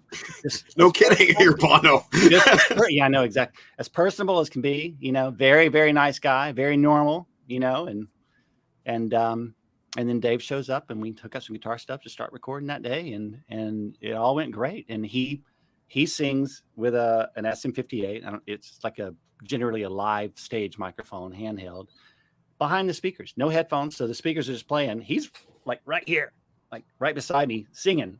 And this is one of those things where this has happened a few times to me where it's like, holy crap, there's that voice. You know what I mean? It's like, it's so ingrained in my soul just from hearing it for years on these monster records. It's like, there's that guy and he's singing and it's like right there, you know, and it's really cool moment. So, Aaron wound up coming down later in the day and this is all like pretty soon after 9/11 stuff. And they had met at one of these 9/11 sort of fundraiser benefit things and kind of knew each other. And so they all said hello and all that. And it was right at Thanksgiving in 2002. And we were going to be deep frying a turkey at that house, you know, and all this kind of stuff and doing this big thing. And so we were like, hey man, tomorrow, you know, we're having Thanksgiving at the house. There's like 7 of us, maybe. You should come by. He's like, okay, I might do that. And he did. He came by with his assistant and hung out and had Thanksgiving dinner with us. And we just talked about whatever, you know, just bands and music and drummers and just made jokes about stuff. And he was a great guy. So it was really, really good. And he would ask you questions like about things. What do you think about this? And, you know, and then just really intently listen to your answer. And I was like, wow, this guy's, he's a real dude, you know? So that was pretty exciting. Yeah. Now, being in the studio with Dave Stewart, like he's a producer on his own right. Was that intimidating at all? Like having him looking over your shoulder? No, he was super, super nice, real artsy guy, you know, and he was great though. Really, really nice and good vibe. But you know, a tad bit artsy and eccentric, but in a good way, you know. I'd be disappointed if he wasn't. Yeah, exactly. Exactly. Do you remember what that was for? It was some fundraiser thing for Africa, and I don't know that song ever came out anywhere. I was going to say, I don't remember. I'd have to look it up and see. Yeah. But it was a full It song. it might have somewhere, but I don't remember seeing it. So. Yeah. But they've contributed, Bono and The Edge both have contributed a lot of stuff to various projects and, various artists' albums over the years. Very well could be out and just off of our radar. Who knows? Yeah, I'm not really sure. But he seemed genuine with all that stuff. I know he pops up a lot of places, but he seemed genuine with it as far as I can tell. So well, he certainly doesn't have to pop up all those places if he doesn't want to. No, not at all. Not at all. Really nice dude. So that was pretty fun. That's that cool. was definitely one of those how did I get here moments, Yeah. And you sent me a picture of when you were in the studio and with Bono right next to you. Oh, yeah, sure. And it's like you and Aaron are at the board and Bono's right behind him, arms out like this singing. And it's a cool picture. Oh, yeah. Yeah. Yeah. I think he was just kind of writing the lyrics and melody and stuff sort of on the spot and coming up with stuff. And when he finally lock onto it, he just, was in that moment. So pretty neat to see the process. It was interesting later on when I did 30 Seconds to Mars record on the second one I'd worked on. Steve Lillywhite was in for a while to help finish the record. So all the U2 records are generally Steve Lillywhite, Flood, Daniel Lanois, they all kind of involved as a team. But Steve had told me more about working with U2 because I mentioned to him, oh, cool. There you go. I'm seeing the thing. American Prayer, that sounds right. There you go. Yeah. I'm glad we have people doing the Googling for us. Yeah, I remember he came up with that line, when you get to the top of the mountain, will you remember me, or something like that. He had some cool line that he came up with right on the spot. And I was like, well, that's really good, dude. You should think about doing this full time. But where was I going earlier? Sorry. Somebody found that. That's great. I'm glad somebody has the title here. Oh yeah. So Steve Lillywhite was talking about the U2 process and how it is to work with them and how those records are constantly just evolving as they're being made. Like a lot of times you're making a record and you kind of get the basic rhythm tracks. Like, okay, we got our drums and bass done. Now what else are we going to do? Do we want a keyboard on this? Do we want another guitar part, harmonies? And it just sort of builds from the foundation and then becomes the final record. He's telling me stories about being in a mix studio where the mix is on the console, every channel used, and Larry comes in, Larry Mullen, the drummer, and just hears the mix, and then you see him just whisper to his tech. Next thing you know, the tech's coming in with drums in the studio, and they're like, we're in the middle of a mix, and he wants to redo the drums. Okay, so now they start trying to figure out how to re-record drums on a finished song and what to do with the old drums, and and then the other guys come in and it's like, oh, I got this idea. And so his joke was they're the only band that records a song after they mix it. And it totally made sense. And from an engineer standpoint, like that kind of stuff is nerve-wracking. It's like, oh no, because it's like to a certain extent you need to kind of keep control over everything. But their stuff is he said it was very spontaneous, a lot of it, and it's all about capturing those moments and making that happen. And so obviously, Daniel Lanois is a very artsy guy and might be doing all this kind of stuff. And Brian Eno's the other guy. It's part of the four main people. So those guys are just from outer space with their stuff. And so I guess Steve was the guy who kind of had to, glue it all together and make sure it stayed on track to actually become a record, And so it was interesting hearing that kind of stuff. That's always been a good thing. Even going back to the Outkast thing, or just the ability to work with some different producers and people along the way and to see their process and to see how it works, is really good. So, and you always try to take a little something from all of it and put it in your toolbox. So here's some more research done for you. Apparently they were, Bono and Dave were going to Miami to play on stage with Springsteen and wanted to have Springsteen on that track as well. So just barely missed being in the studio with Bruce Springsteen. Well, that makes twice, because you want to know the first record that they did at Southern Tracks after I moved to LA. And so I went out. So I came out September 22nd of 2001. That's 11 days after 9/11 happened. I was on one of the first airplanes. There were like 5 or 6 people on there. Here I am in LA, which I'm like, LA is Hollywood's for sure got a giant target on it. I'm like, all these things going through. It's such a weird time. Yeah, it was. And then I knew I was going to be moving out there that January and made the full move to Venice Beach and all that. But the first record that Brennan did was The Rising. Bruce Springsteen. Oh, that was such a After great I was track. gone, I was like, that would have been cool to, you know. And of course, you know, they got pictures of them holding like the guitar, and I'm like, oh man, you guys, you know. You know, anytime there's a crisis, it always seems that there's some amazing music that comes out of it. And The Rising is one great example. And I hope with this stupid COVID situation that I hope is on its way behind us, I hope that, you know, we're seeing another burst of amazing creativity, which I think we are. So right now, everybody's like scrambling to tour. Which it's great to see everybody's this. getting out there, but yeah, it's great, you know.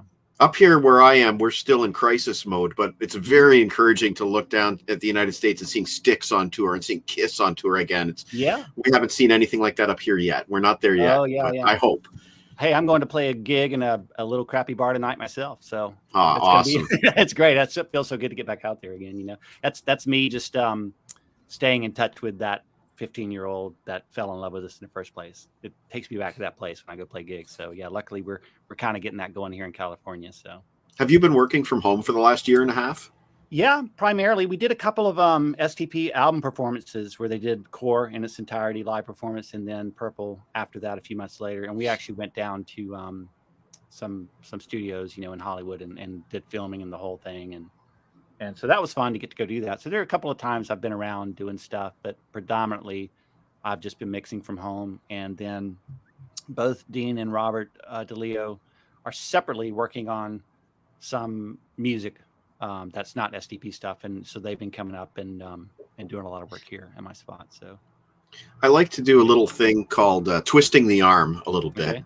Okay. You feel free to not answer. Okay. This is where I twist the arm. But we originally had you booked for yesterday, right? And you had to reschedule because you got an urgent phone call from a musician. Right. And I'm just wondering if you can say who it was and what it was for. Well, sure. That was Robert. And I've been working with him a bunch over the past several months on just some music he's been writing. And it's funny as you know, the shutdown, especially, like, these guys never stop, you know what I mean? And even from my perspective, one of the crazy things, you know, aside from the world being shut down and not having our normal stuff we could go do, we're used to just having output. We're creating stuff all the time. And it's interesting. That's the great thing about music and a career like this is I can go back and, you know, put my hands on a CD or find all these songs that I've worked on for the past 25 years, and they're always going to be there and exist. And there's output in creating things.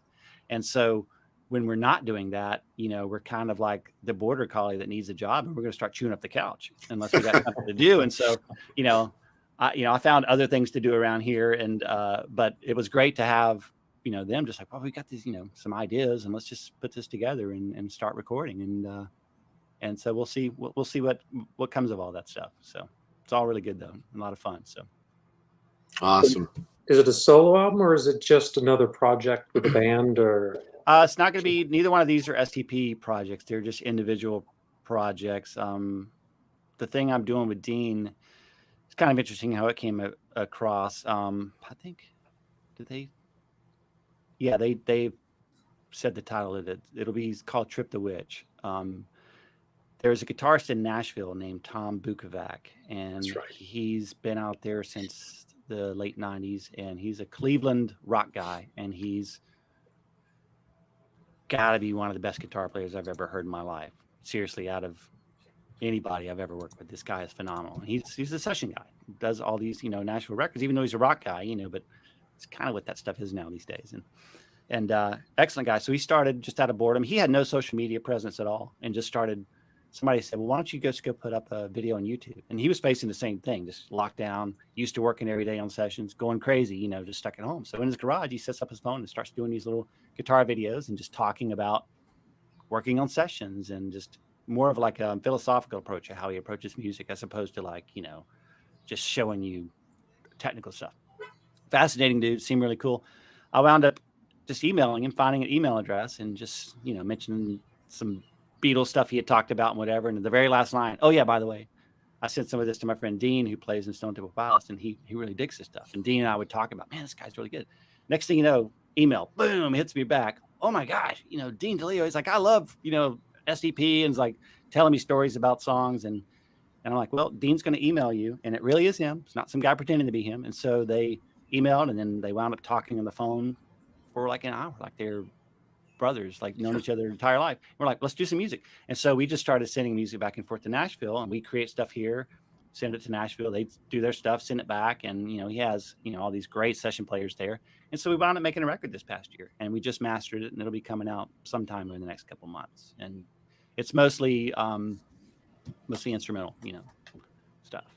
So it's really cool and really a fun thing to be a part of. So something, and that'll be something that we could say we did in 2020, Yeah. Nice. Right. That's cool. As opposed to just watching Tiger King. So I just want to say a quick shout out here to James over in Scotland. He nice. is the biggest Scott Weiland fan that I know, that John knows. He is he a Gippy Clyro fan too? Then if he's in Scotland, he should be. I believe he is, if I'm not mistaken. That a lot of Americans don't know, but that was a super fun record to do. So if I could ask you a Scott question, just because I know James is watching and he would love to have a Scott question, was he the bridge that got you involved with the Velvet Revolver record? Maybe a touch. Really, most of that came through the producer I was working with at the time, Josh Abraham. And Josh, okay. Josh, he's from Hollywood and went to Fairfax High and just really worked his way up in the business, and he was the guy who could go out there and just make all this kind of stuff happen and managed to have a lot of success with records and stuff. And it really just came out through him, and it just was a very convenient thing that already knew Scott. And so, potentially within some of the negotiations about that, Scott's like, oh yeah, of course, already know him. And of course I never had met, Slash and Duff and any of the other guys, or Matt. And, so it was really just a tryout we did. They had already done a song for the Hulk soundtrack. Yep. Set Me Free, they did for the Hulk soundtrack. And that's when they decided, well, maybe we should try to do this and make a record. And so they went in to try us out. And, once again, deep into the pool there. And the rest is history. And yeah. And it went well. And so, and that was one of the moments too of like I said, these little sort of pinch me moments along the way, because the very first time I ever played guitar in front of anyone was, I might have still been 15 or 16. And we did some teen talent show in Conyers, Georgia, at some teen club. And we played Welcome to the Jungle. And so here I am all these years later, and there's the dude, and he's cool.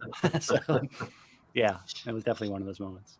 And then that album goes and gets nominated for a Grammy. Yeah. Is that the kind of thing where somebody phones you up in the early hours of the morning and says, "Hey Ryan, the album's been nominated for a Grammy," or did you just, or is it just not as big a deal if you're an engineer? When the bat phone rings and you right, yeah. I'm trying to remember. I think Josh told me about that one. That sort of thing did happen with Train Drops to Jupiter.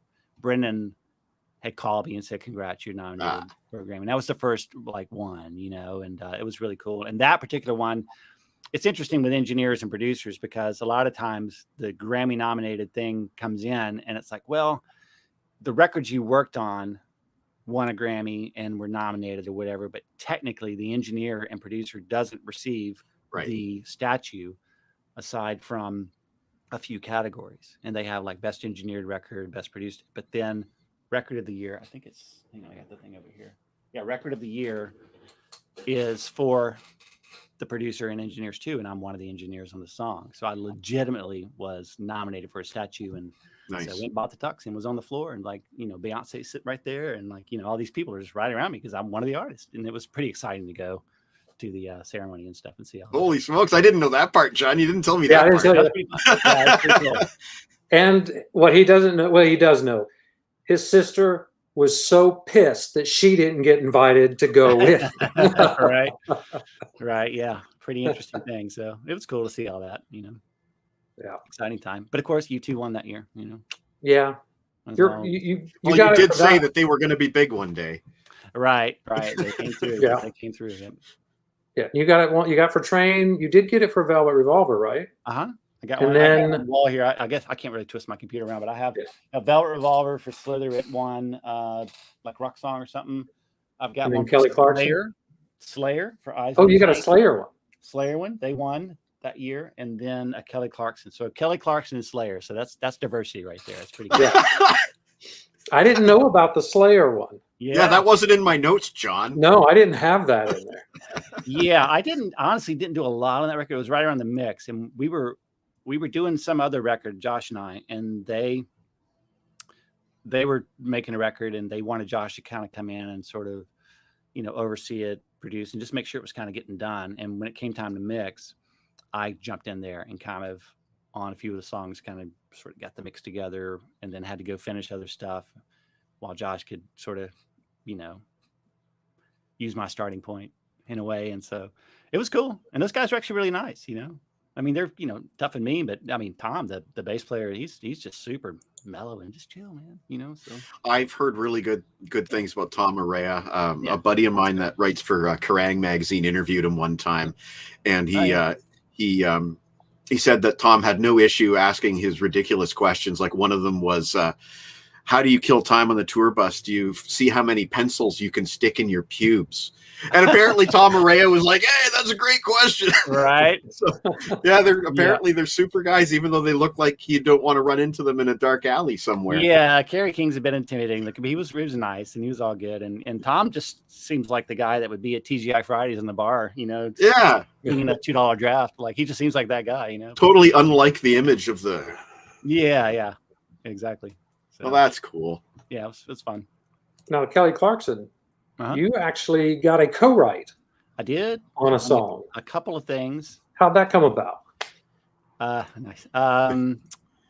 We did two things. We did one song. She did a song for the Dallas Cowboys. Her being from Texas, so we put a song together for her for that.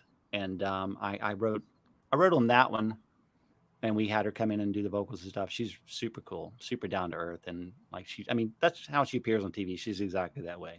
Really, really nice, salt of the earth. And, but then we were also a lot of times in that sort of thing, when someone's making a record like that in the pop field, the word will go out to publishers and the people at the label will kind of send it out. Kelly's looking for songs, and for this record. And so you start sending songs in, and I'm sure there's a few layers it goes through before it gets to her. And there were a handful of songs that at Pulse at that time, the studio with Josh, they were kind of restructuring, and Rock Records weren't quite doing the same thing they once were. And he's trying to get into the publishing field, which he's done an amazing job at doing in the past several years. And so we had, some writers doing stuff, and she started liking songs, and we started working on songs with her and finishing them. And one of them happened to be one that I had co-written and played guitar all over it. And it was on, I don't think it's on the main. I think it's on like the expanded edition of the record. It's the deluxe edition. Stronger, the deluxe edition. Right. With the song Alone. It's pretty fun, to be a part of something like that, I mean, as a rock guy who likes to, sit around and play Skinner and Allman Brothers tunes, it's kind of fun to be on a record like that too, Yeah, and it's that song alone has like this 80s vibe to it, which is what I liked about it. Yep, totally. Yeah, pretty fun. So she was really sweet. So it's been neat to be able to work on a big diversity of things like that, and not just one thing. Because some guys who do this business, they are just like this one guy who does this one thing, and that's all they're known for. But luckily, I've been able to work on a lot of different types of music and stuff, and that must all keep it fresh. Yeah, definitely. I got to say that I've always hoped Kelly Clarkson would do a rock project at one point, because I've seen her. I saw her sing "Sweet Child of Mine" one time. She was freaking great. Oh yeah, did she? What a singer! A Key Club or whatever with Steel Panther or Metal School at the time. Yeah. Oh yeah. I saw that. That was good. Did you work with Rick Rubin on that Slayer album? I have never worked with Rick Rubin. Okay. So I've worked. Obviously, Brennan worked with him, and then I've done a lot of stuff with Darren from System of a Down on his solo records, and he worked with Rick, and we talked about Rick because it's just like this great mystery. It's like, well, what's Rick do? It's like, because he's not the guy that sits there in the studio and just oversees every little thing in the project, but Darren had good things and said, you just trust his ear and his judgment. He's going to push you to keep going until you get to where it needs to be, kind of thing. So his name is certainly on a lot of records that I love. Oh yeah. But I know what you mean, because I've seen those making of videos, and he's not the guy that's in the studio 24/7 with James Hetfield when he's laying down riffs. He's got another guy in there, an engineer. He's not the nuts and bolts guy for sure. Yeah. It's more of a big picture thing, but making sure that it's ultimately what it should be. But I heard, I worked on a Weezer record, And I was talking to Weezer's engineer because we were on the mix side, and he had said, like, Rick would just give Rivers like an iPod with like 80 songs and like just kind of listen to this stuff for a bit, just vibe on that, just like that kind of thing, So That's cool. yeah. Which Weezer record were you involved with? Make Yourself. Okay. There's been so many. Those guys are so prolific. That's the one that had Beverly Hills. Yeah. Song, that was the big hit off that, I think. Which I still hear on the radio, incidentally, every week. Oh, really funny. So I worked with Josh on a couple of those mixes. We did, because they kind of passed them around a few different mixers, but I think there are 2 songs on there that we had worked on or whatever. So that's cool. Yeah. All right, you mentioned Biffy Clyro. What was on one of I forget which album, because there's so much I tried to look up, I can't remember it all. But on one of the albums, you went to a church, yes, and to record the organ. And how do you mic up one of those organs? Right. Those, what is it? The massive pipe organ. Pipe organs, yeah. Yeah, for sure. Cathedral type thing. Yeah, it was interesting. Built into the church. They were really going for it and making this huge double record, and everything that's on that is the legitimate instrument. It's not some little keyboard and patch in your computer program. Like everything you hear on there, the mariachi stuff, like whatever, it's legit, like real deal stuff. And bagpipes, they're real. And so they wanted the intro of the record to have this big church organ sound. And I had a friend of mine who does like sound install stuff when a church like puts the sound system in and does all that kind of stuff. That's one of the things he does. And he said, First Baptist in Pasadena has this giant pipe organ, and let me call him. And so he's like, oh yeah, well, for a donation, it was like $300 or something, yeah, you can come in for a couple of hours and they'll bring their guy down to show you how it all works. So we go in, and I borrowed a couple of the mics from the village, the studio, and just kind of put them back in the auditorium up, and it just sounded, it just fills the room, the sound, So it took a little mobile rig with a laptop and just a little interface to plug it all up, and and it all worked, and it just sounded really cool. So it's like, wow, this is great. I've never done this before. That's awesome. So really neat. That's cool. Yeah. Because that was going to lead me to what I was going to say next. And what is the coolest thing that you've ever recorded? Or where is the coolest place you've ever been to record something? Was that it, or is there some other weird place or anything you've gone to? That's pretty interesting there as far as location recording. Most of your records are just happen in a studio, and obviously I've done some live things out and about. There was a studio in Malibu. I worked with a band called Seosin up there. Butch Walker was producing, and we were up there. Somebody who just had boatloads of money took one of those giant houses on the hill above Zuma Beach and converted it to a studio, and awesome studio. But in Malibu, a lot of those houses in the hills don't have city water coming up, and they have those big water tanks behind them. A truck comes in, puts 20,000 gallons in every so often. And Connection's a little rough. Water on top. And oops, really? Am I still there? You're a little choppy, but let's keep going. I don't think there's anything I can do about it. Is it that? Yeah, okay. I'm just not going good. So we figured out this water tank. Darn. It's the California heat. It's the California heat. Sometimes if you try logging out and then logging back in again, that sometimes works. I don't know if you can hear me, but we have you frozen, unfortunately. Yeah, maybe you can get in touch with him. I am. Okay. Sometimes if you try logging out, it works to refresh your settings. You refresh your connection.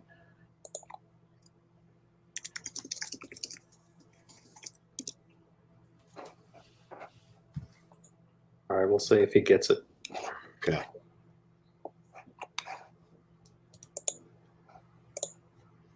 Oh, there we go. Let me boot out the original Ryan. Oh, there we go. And there we go. And we're back. All right.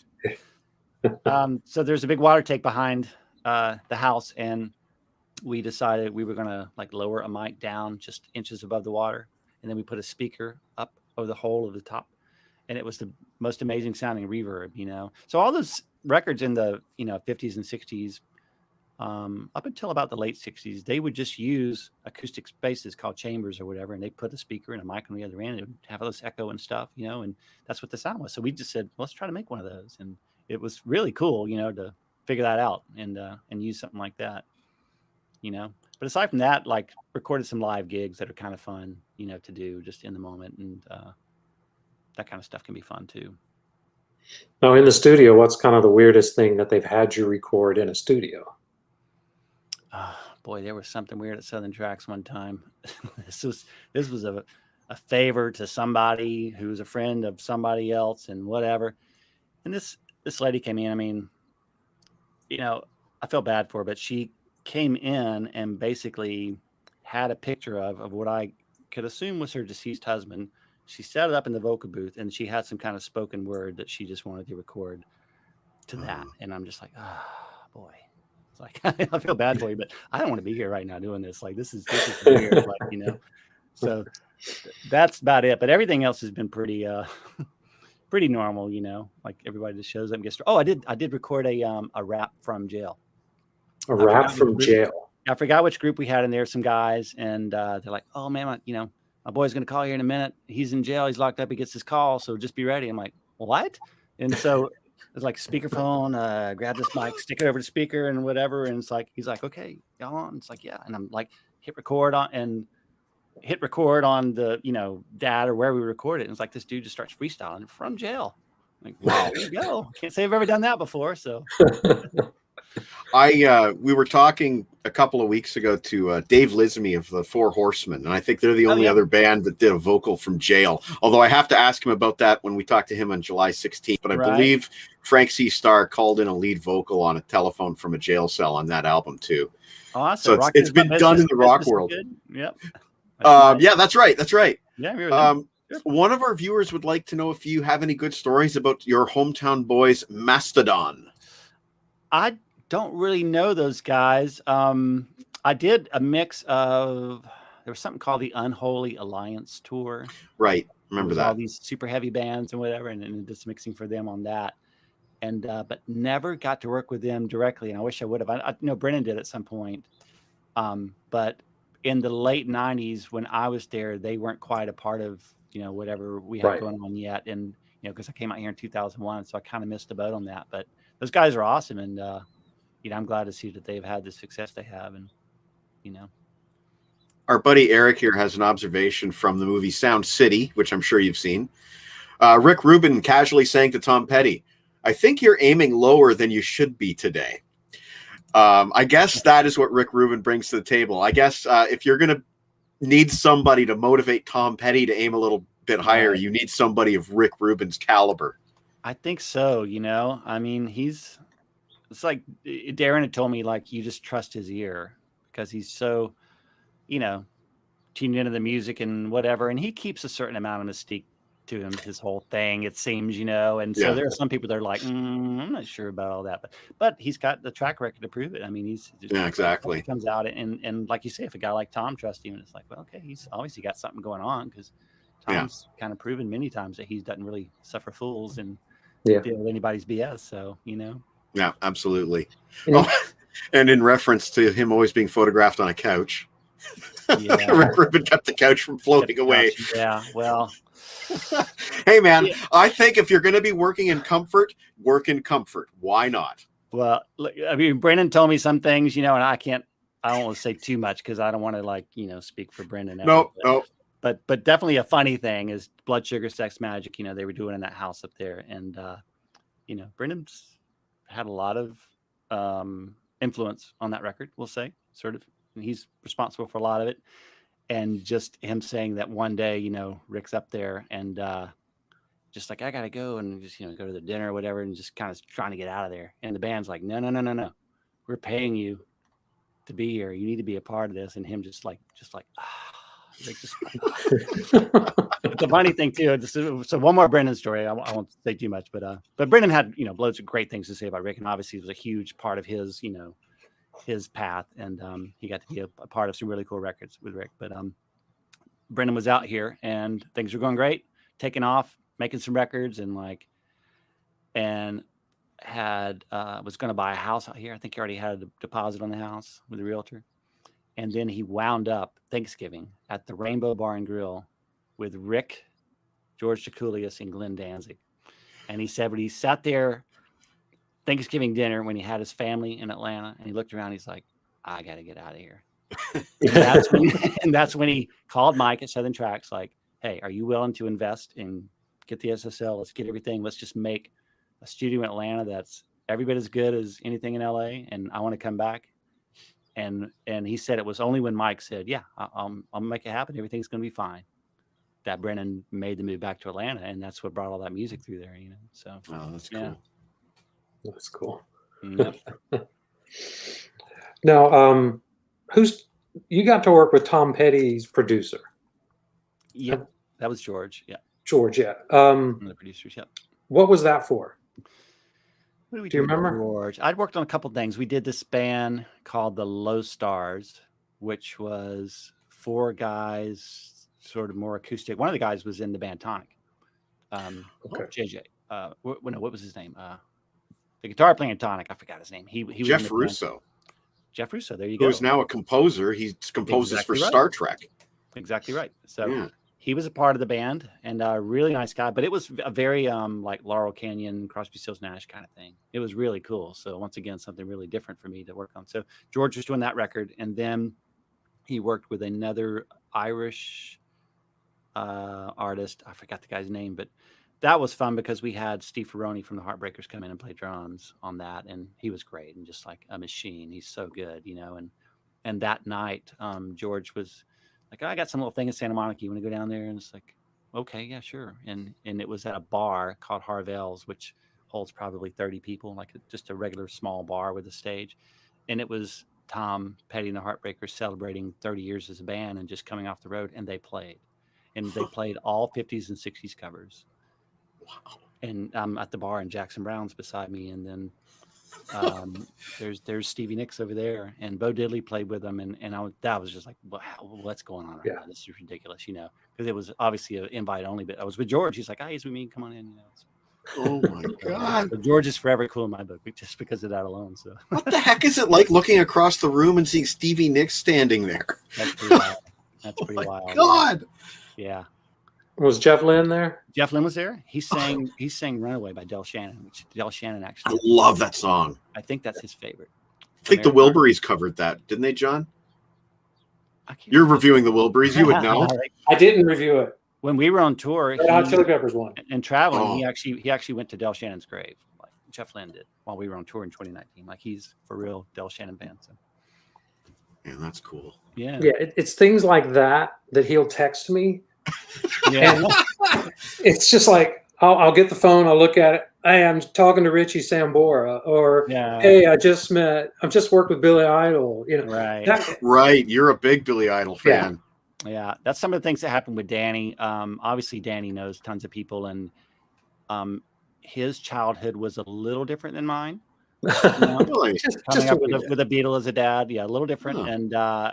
And him talking about, Uncle Elton in the dancing around in his underwear a little bit high in the kitchen, like, whoa, okay, that didn't happen in my house, But, so around Danny, you'd certainly find yourself in some situations with people around, and just like, wow, this is a trip, just all kinds of people from all, actors and just everybody. So it's pretty cool. And you can, rehearsing for, special events or whatever, and got to be around some cool people and some interesting circumstances, Sure. Always fun. Always an adventure. Yeah. All right. I'm trying to think, what we haven't touched on. I have a question. Mm-hmm. Go ahead. Okay, so I noticed in your credits, Matt Nathanson. Oh, yeah. Are you the guy who's responsible for getting this guy into Matt Nathanson? Because he's a huge, huge fan. I'm not really sure. You're not. I bought, which one? There, it's on the wrong side. I had picked up this on CD actually, but I've got the vinyl now. Oh, cool. And I'm like, this is great. I said, have you heard of Matt Nathanson? He goes, yeah, I did that album. You're like half of it or whatever, yeah. Yeah, you did half of it. And so, yeah, and I had already become a fan before I knew it. Cool. And you did some Mad Hope, and did you do Modern Love? Yeah, engineered on Modern Love, and then came in like halfway through some Mad Hope and did a bunch of engineering, and then mixed about half of it. And yeah, and then Ryan was nice enough. I always like to say I mixed the hit, so come and get. You mixed the hit, yeah. Yeah, and then Ryan's one of the few times I've actually called Ryan or had my sister do it, or his sister do it. Say, hey, Kelly Clarkson's going to be into town. Matt Nathanson's opening. Well, Ryan's worked with both of them. So I was like, can you get us in? Because this was like last minute. We didn't have tickets. Sure. And he through Matt Nathanson's road tour manager, you got Peyton and I 2 tickets. Oh, right. Yeah, so we got in. The tickets were left at the box office. Matt opened the show. Great seats, by the way. We weren't front row, but we were only like 20 rows back. It's at the Fox Theater in Atlanta. Just gorgeous. Yeah, well, at the end of the night, Matt he does a meet and greet at the end. Mm-hmm. So we ran out early. I actually brought the album cover because the rule was if you were going to get in line, you had to go buy a CD at the booth and he would sign it. Well, we'd already brought our copy in, so I didn't have to buy anything. So we got to meet Matt, get a picture taken. I met the tour manager and thanked him for the tickets and stuff. Oh, cool. But Matt Nathanson was really cool because he got down. Peyton was really young at this point.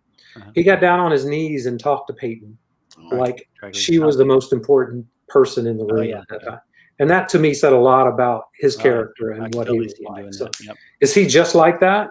Yeah, he's a great dude. Talk about a music fan. I mean, that guy is big time music fan. He wishes he was in Def Leppard. Like he loves all the 80s stuff. And so we'd be working on the records and just like killing time, grab a guitar and start playing a damn Yankee song or something. And it's like he knows every word, So he's a huge music fan, but great energy and stuff, and really creative guy. So it was a lot of fun working on that stuff. Yeah, for sure. Yeah, he's one of my favorites. Yeah. We know. Yeah, I put enough stuff on the site about him. Yeah. Oh yeah, well I heard of him through you. Nice. Yeah, and his Def Leppard EP that he did. Yep, that was really cool. Have you heard that one? I heard a few of them. Yeah.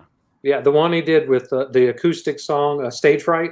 He took it from this really anthem song and put it acoustic, slowed it down. Man, just so that record on. Was it that record or the next one? It might be on the next record, but that bass player John is in Little Big Town, the country band. Oh wow, that guy John Thomason, I think maybe he's the bass player on Matt's record, and he's in Little Big Town and had a great gig with that for a long time now. So yeah, they've done very well. And we had Jason McGurr from Death Cab for Cutie on drums, on a lot of it. He was great. So he's total like studio nerd out on gear and stuff. It's always interesting when you get other musicians who are really into like microphones and the thing and really want to put the sounds together. It's kind of fun. So I guess you get a mixture of now. Are there any artists that just come in and be like, I'm just doing what I'm doing, I'm out of here? Yeah. Some don't really get too involved in the process and just kind of do their thing and just hand it all over to you, and you make a lot of decisions, and you just figure it out as you go. Yeah. And some people want to micromanage everything you do. Just like in real life, it takes all kinds, I guess. Yeah, and that's just my job, is to just figure out how to read the room and just help them get to the finish line with their vision. So I'm going to ask you. Sorry, John. Go ahead. I'm going to ask you one more question. I remember when Stone Temple Pilots were looking for their new lead singer. Mm-hmm. And this guy was very good at keeping secrets. Right. But how difficult is it to keep secrets like that? Because you knew what was going on. You were on the inside. That's people are asking questions. People are speculating. That's got to be a tough one to keep under your hat.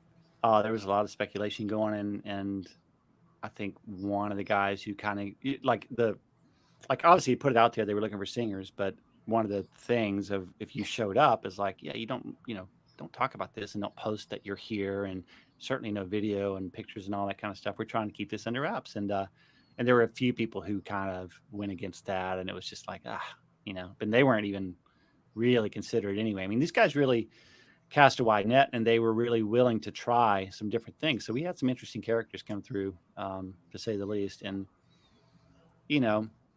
some people came through and it's like, well, they're great, but they're not great for this, kind of thing. Yeah. And then some people, it's like, a few notes in, you're like, oh, whew, this is not happening. And, they'd always give everybody, 4 or 5 songs to sing through, and always spend time with them afterwards. And they were really gracious to anybody who, went to the effort to come out and everything. But it was quite a process. And sometimes throughout, you'd really get the wind taken out of your sails. Like, darn it, this is really tough, to find somebody who's cool person and is going to be creative moving forward, but also can kind of live up to the legacy without trying to be just a mimic, impersonator. And we had a couple of names come through, but I don't know that it's ever been released, so I won't say who. Right, of course. Some other people from other bands, and it's like, oh man, that'd be cool. And it's just like, quite the right thing, sort of things. Well, fans are always speculating. They're like, oh, wouldn't it be cool if this guy worked with this band? And, of course, yeah. Everybody was always speculating, and they made a good choice, obviously, with Jeff. They've done 2 records with him now? Yeah, 2 records with Jeff, and he just kind of fit right in. The thing is, he sang the songs, and he sounded good singing the songs. He seemed to capture the essence of the songs, but it didn't sound like he was trying to be this thing, which is very important, because you can kind of see through that really quickly. And I mean, just technically in his, he can go out and do 2 hours and just be strong. Like, he's really a good, healthy singer, and so a lot of stuff worked out.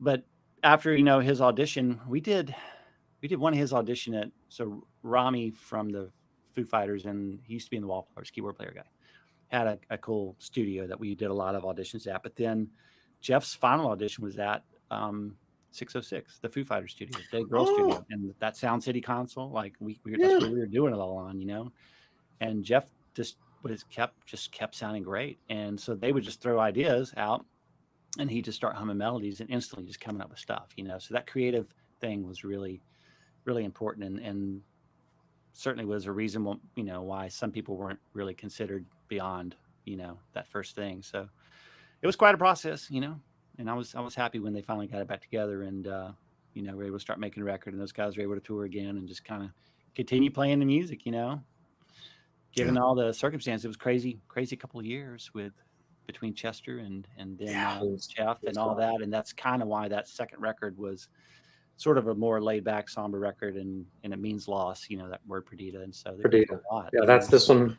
Which direction? Oh, yeah. That's that one right there. Yeah. And once again, that was, something for them, like, well, we can kind of do what we want right now. And this is where we're at with, our moods and what's going on in life. And so just something. No pun intended, but that's a gutsy record.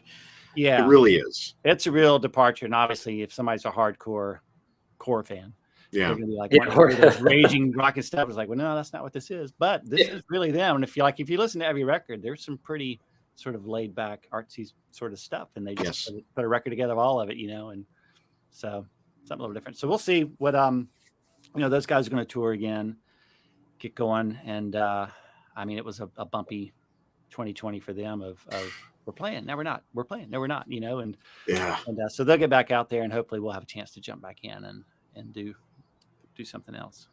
Yeah, because this time it'd be nice to see what they put out again, because now Jeff's been in the band a long time. Yeah. And it'd be cool to have a new rock album, I guess. Yep. Right. Yeah, always. One that's less of a departure. Yeah. Yeah. What is Brian saying? Brian has a long question. Can Ryan speak about some bands we may not know about, such as The Word, Alive, Ghost Town, Night Demon, Loyal Spine, or even some new ones you're working with or want to work with? Way to come in with a long-winded question 2 hours into the show, Brian. That's interesting. So I have to think about some of those names, to be honest. It's funny, like some of the stuff. So I have my website out there, and bands will contact me about mixing or whatever, and just fan of the past work. And it's it's kind of fun, end up being bands and people I don't even really meet face to face, but it's, you can kind of gauge what's going on through the email interchange and stuff and just where they're at, because, the last thing you want is to, get somebody who doesn't have good songs and they record it in a bedroom and it sounds crappy and they think because you're the guy that did this stuff, you're going to make it sound like, whatever, Velvet Revolver. It's like, that's not how it works, So Yeah. so you always want to be careful and you want to take on the right things. And so like a band like Loyal Spine, I'm trying to remember where they were from. And I've mixed from bands from Thailand and just got through with some band from Norway. And it's really fun to just work on all that stuff, and just be a part of somebody's thing, So yeah, it takes all kinds, Have you ever gotten something from somebody and then just sent it back and said no thank you? I think so. I've also kind of just somehow become too busy. Yeah. Yeah. At times, if needed. What's funny is like the things that often become the most nightmarish are things where you are really just trying to do somebody a favor and help out with something and do it on the super cheap and whatever. And those kind of often become the nightmare things, just like Yeah. they won't go away and won't stop you. Like, what did I get myself into, But, Well, he'll have the pleasure of turning down a project when I send him my demo tomorrow. Yeah. Well, what's funny is Brendan had a funny story way back. There was a Stones record, I guess, sometime in the earlier 90s when they were interested in maybe having him mix, and he just wasn't sure he was on board with that. I mean, he was really busy with tons of stuff, because everything was happening at once. But he was working with this guy named Johnny Polanski. And he was known as the amazing Johnny Polanski. And it was this thing where this kid could just play everything. And he recorded this record at home, and they were really great, like power pop songs. And so his famous line was like, "Sorry, Stones, I can't mix for you. I'm working with the amazing Johnny Polanski." So see if you can find that record out there. It's good. It's really good. I think the whole record's 10 songs and it's like 24 minutes or something, but it's good, So yeah. And he turned down the Stones for that. That's wild. Yeah, I think it wasn't as simple as that. I mean, just a million things going on. Brendan always just had so much happening at once. So it was Yeah, but what kind of position can you be in that you can say no to the Stones? I know, right? That's amazing. So many things right then, Sorry, Mick, can I put you on hold a moment? Yeah. I'm with Johnny Polanski. right back to you. So, Brendan played guitar on Mick Jagger's solo record called Wandering Spirit. He was on the record. He's a great guitar player, Brendan is. And so what was happening is a band called Mighty Joe Young Yes. had asked him about doing their first record. And he's like, I think I got to do this tour. I kind of, obligated to this. And then he decided sort of last minute, I'm not going to go do the tour. And he calls up the band. It's like, can I still make this record? Are you guys still interested? And that was STP. That was their first record. So he almost missed out on that by playing on a Mick Jagger tour. So, yeah. So, this is an album I've always liked. Panic Channel with Dave Navarro. How did you get involved with that one? That was a good one too. They had already started, done a couple songs with somebody else. They wound up coming to us, and it went really well. So we just kind of redid everything, and that was through the A&R guy, I guess. I think it was on Capitol.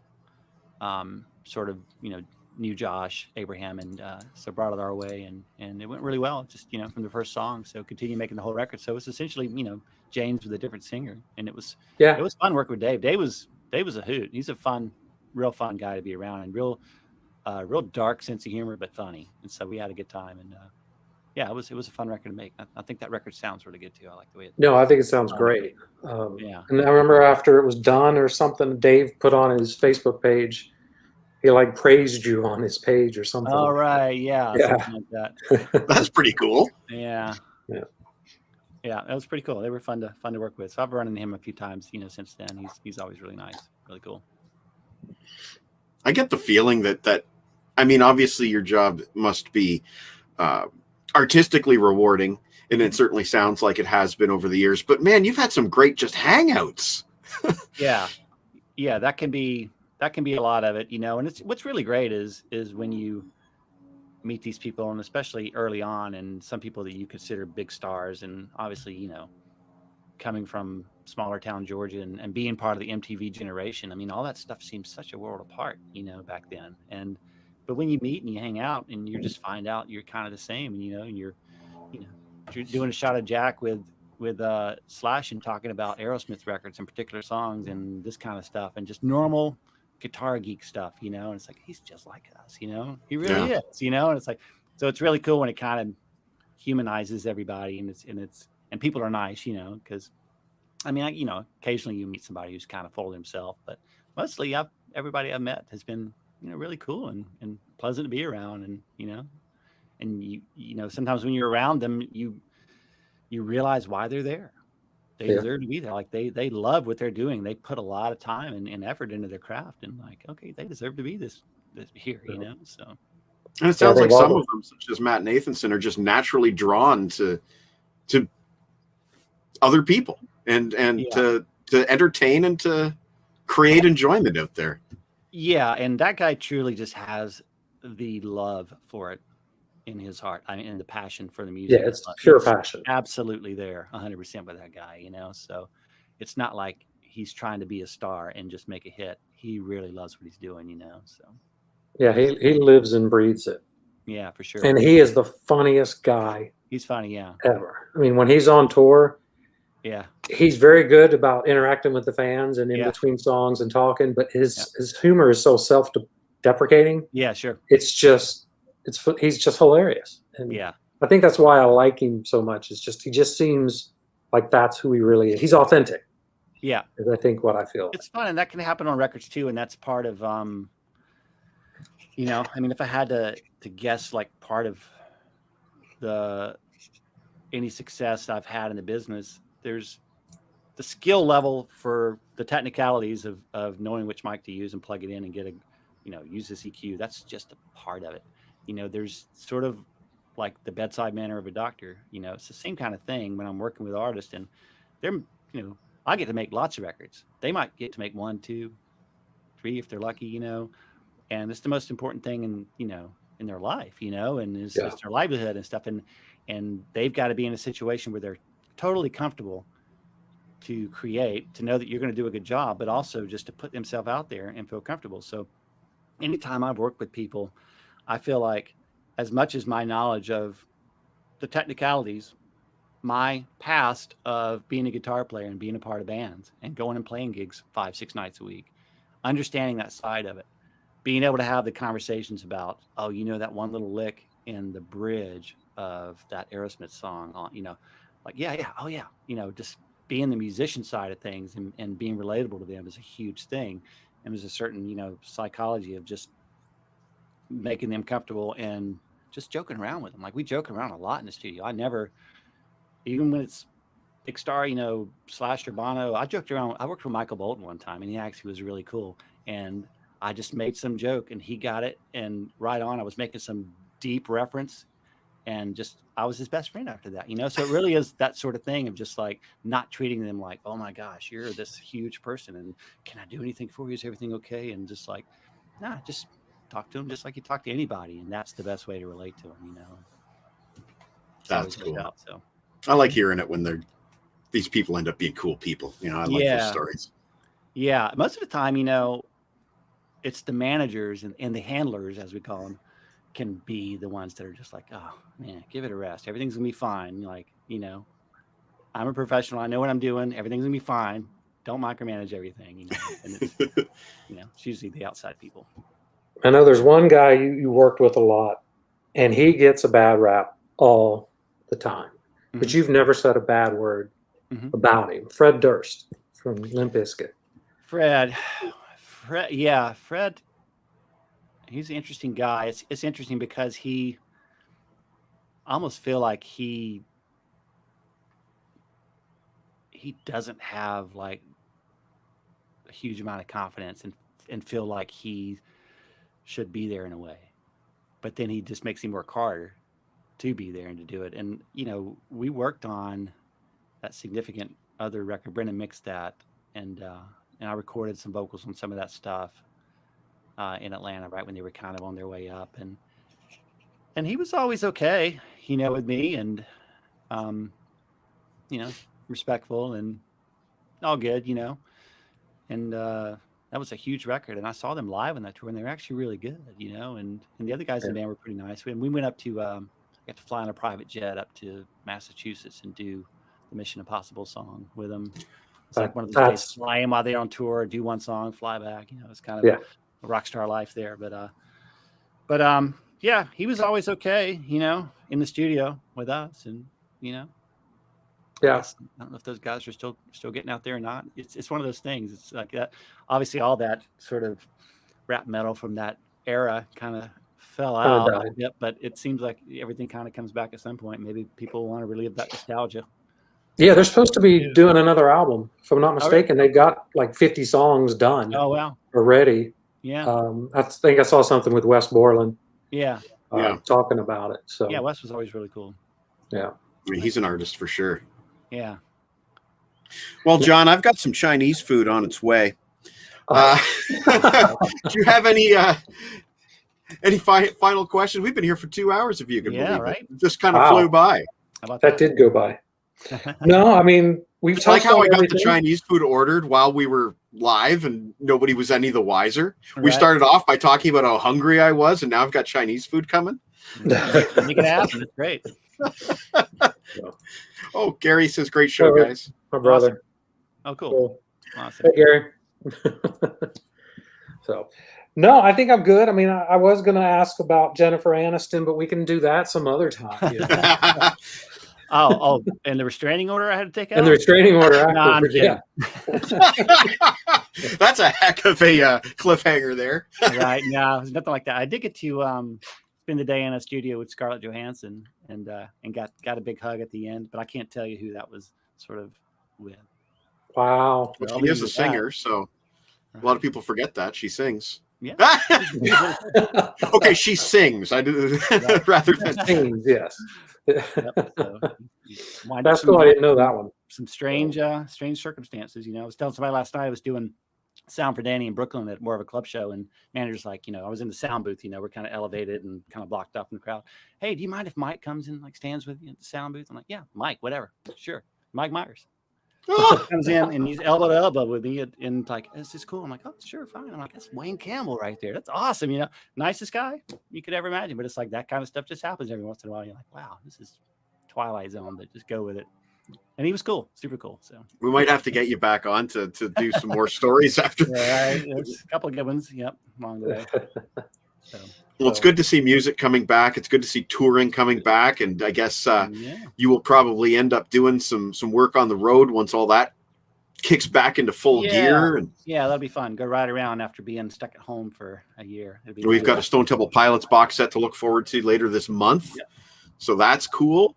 Yep. I don't know what else to say except for thank you. I've enjoyed your stories today. It's been absolutely a blast. And John, thanks for inviting him on. Oh, thanks, Ryan, for doing it. I appreciate it. Oh, you won. Next time you come into town, I'll buy you a drink. Right. You let me upsize my Chick-fil-A. That's there you go. Yes. All good. Sounds good. Well, if there's no final questions, then I will get ready to eat some chow. Perfect. Thank you so much, guys. It's been a blast. And Ryan, once again, I really appreciate you taking your time out to talk to us today. It's been a pleasure. All right. You guys are very welcome, and good luck with the rest of the shows. Happy 4th of July, gentlemen. Oh, thank you. There you go. And we'll see you next time. Thanks, everybody, for watching. See you guys. See you. Ciao.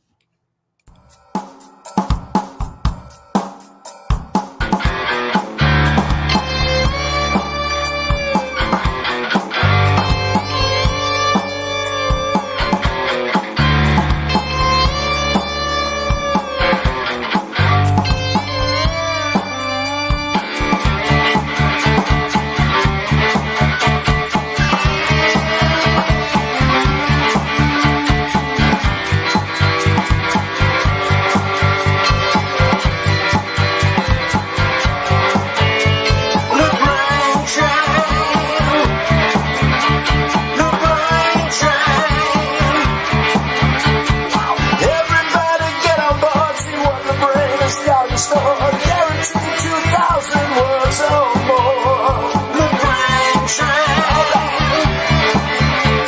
The brain train.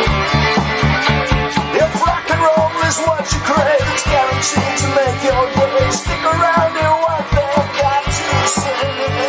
The brain train. The brain train. Gas and list you never know, so just sit back and enjoy the show. This train goes everywhere you want to go.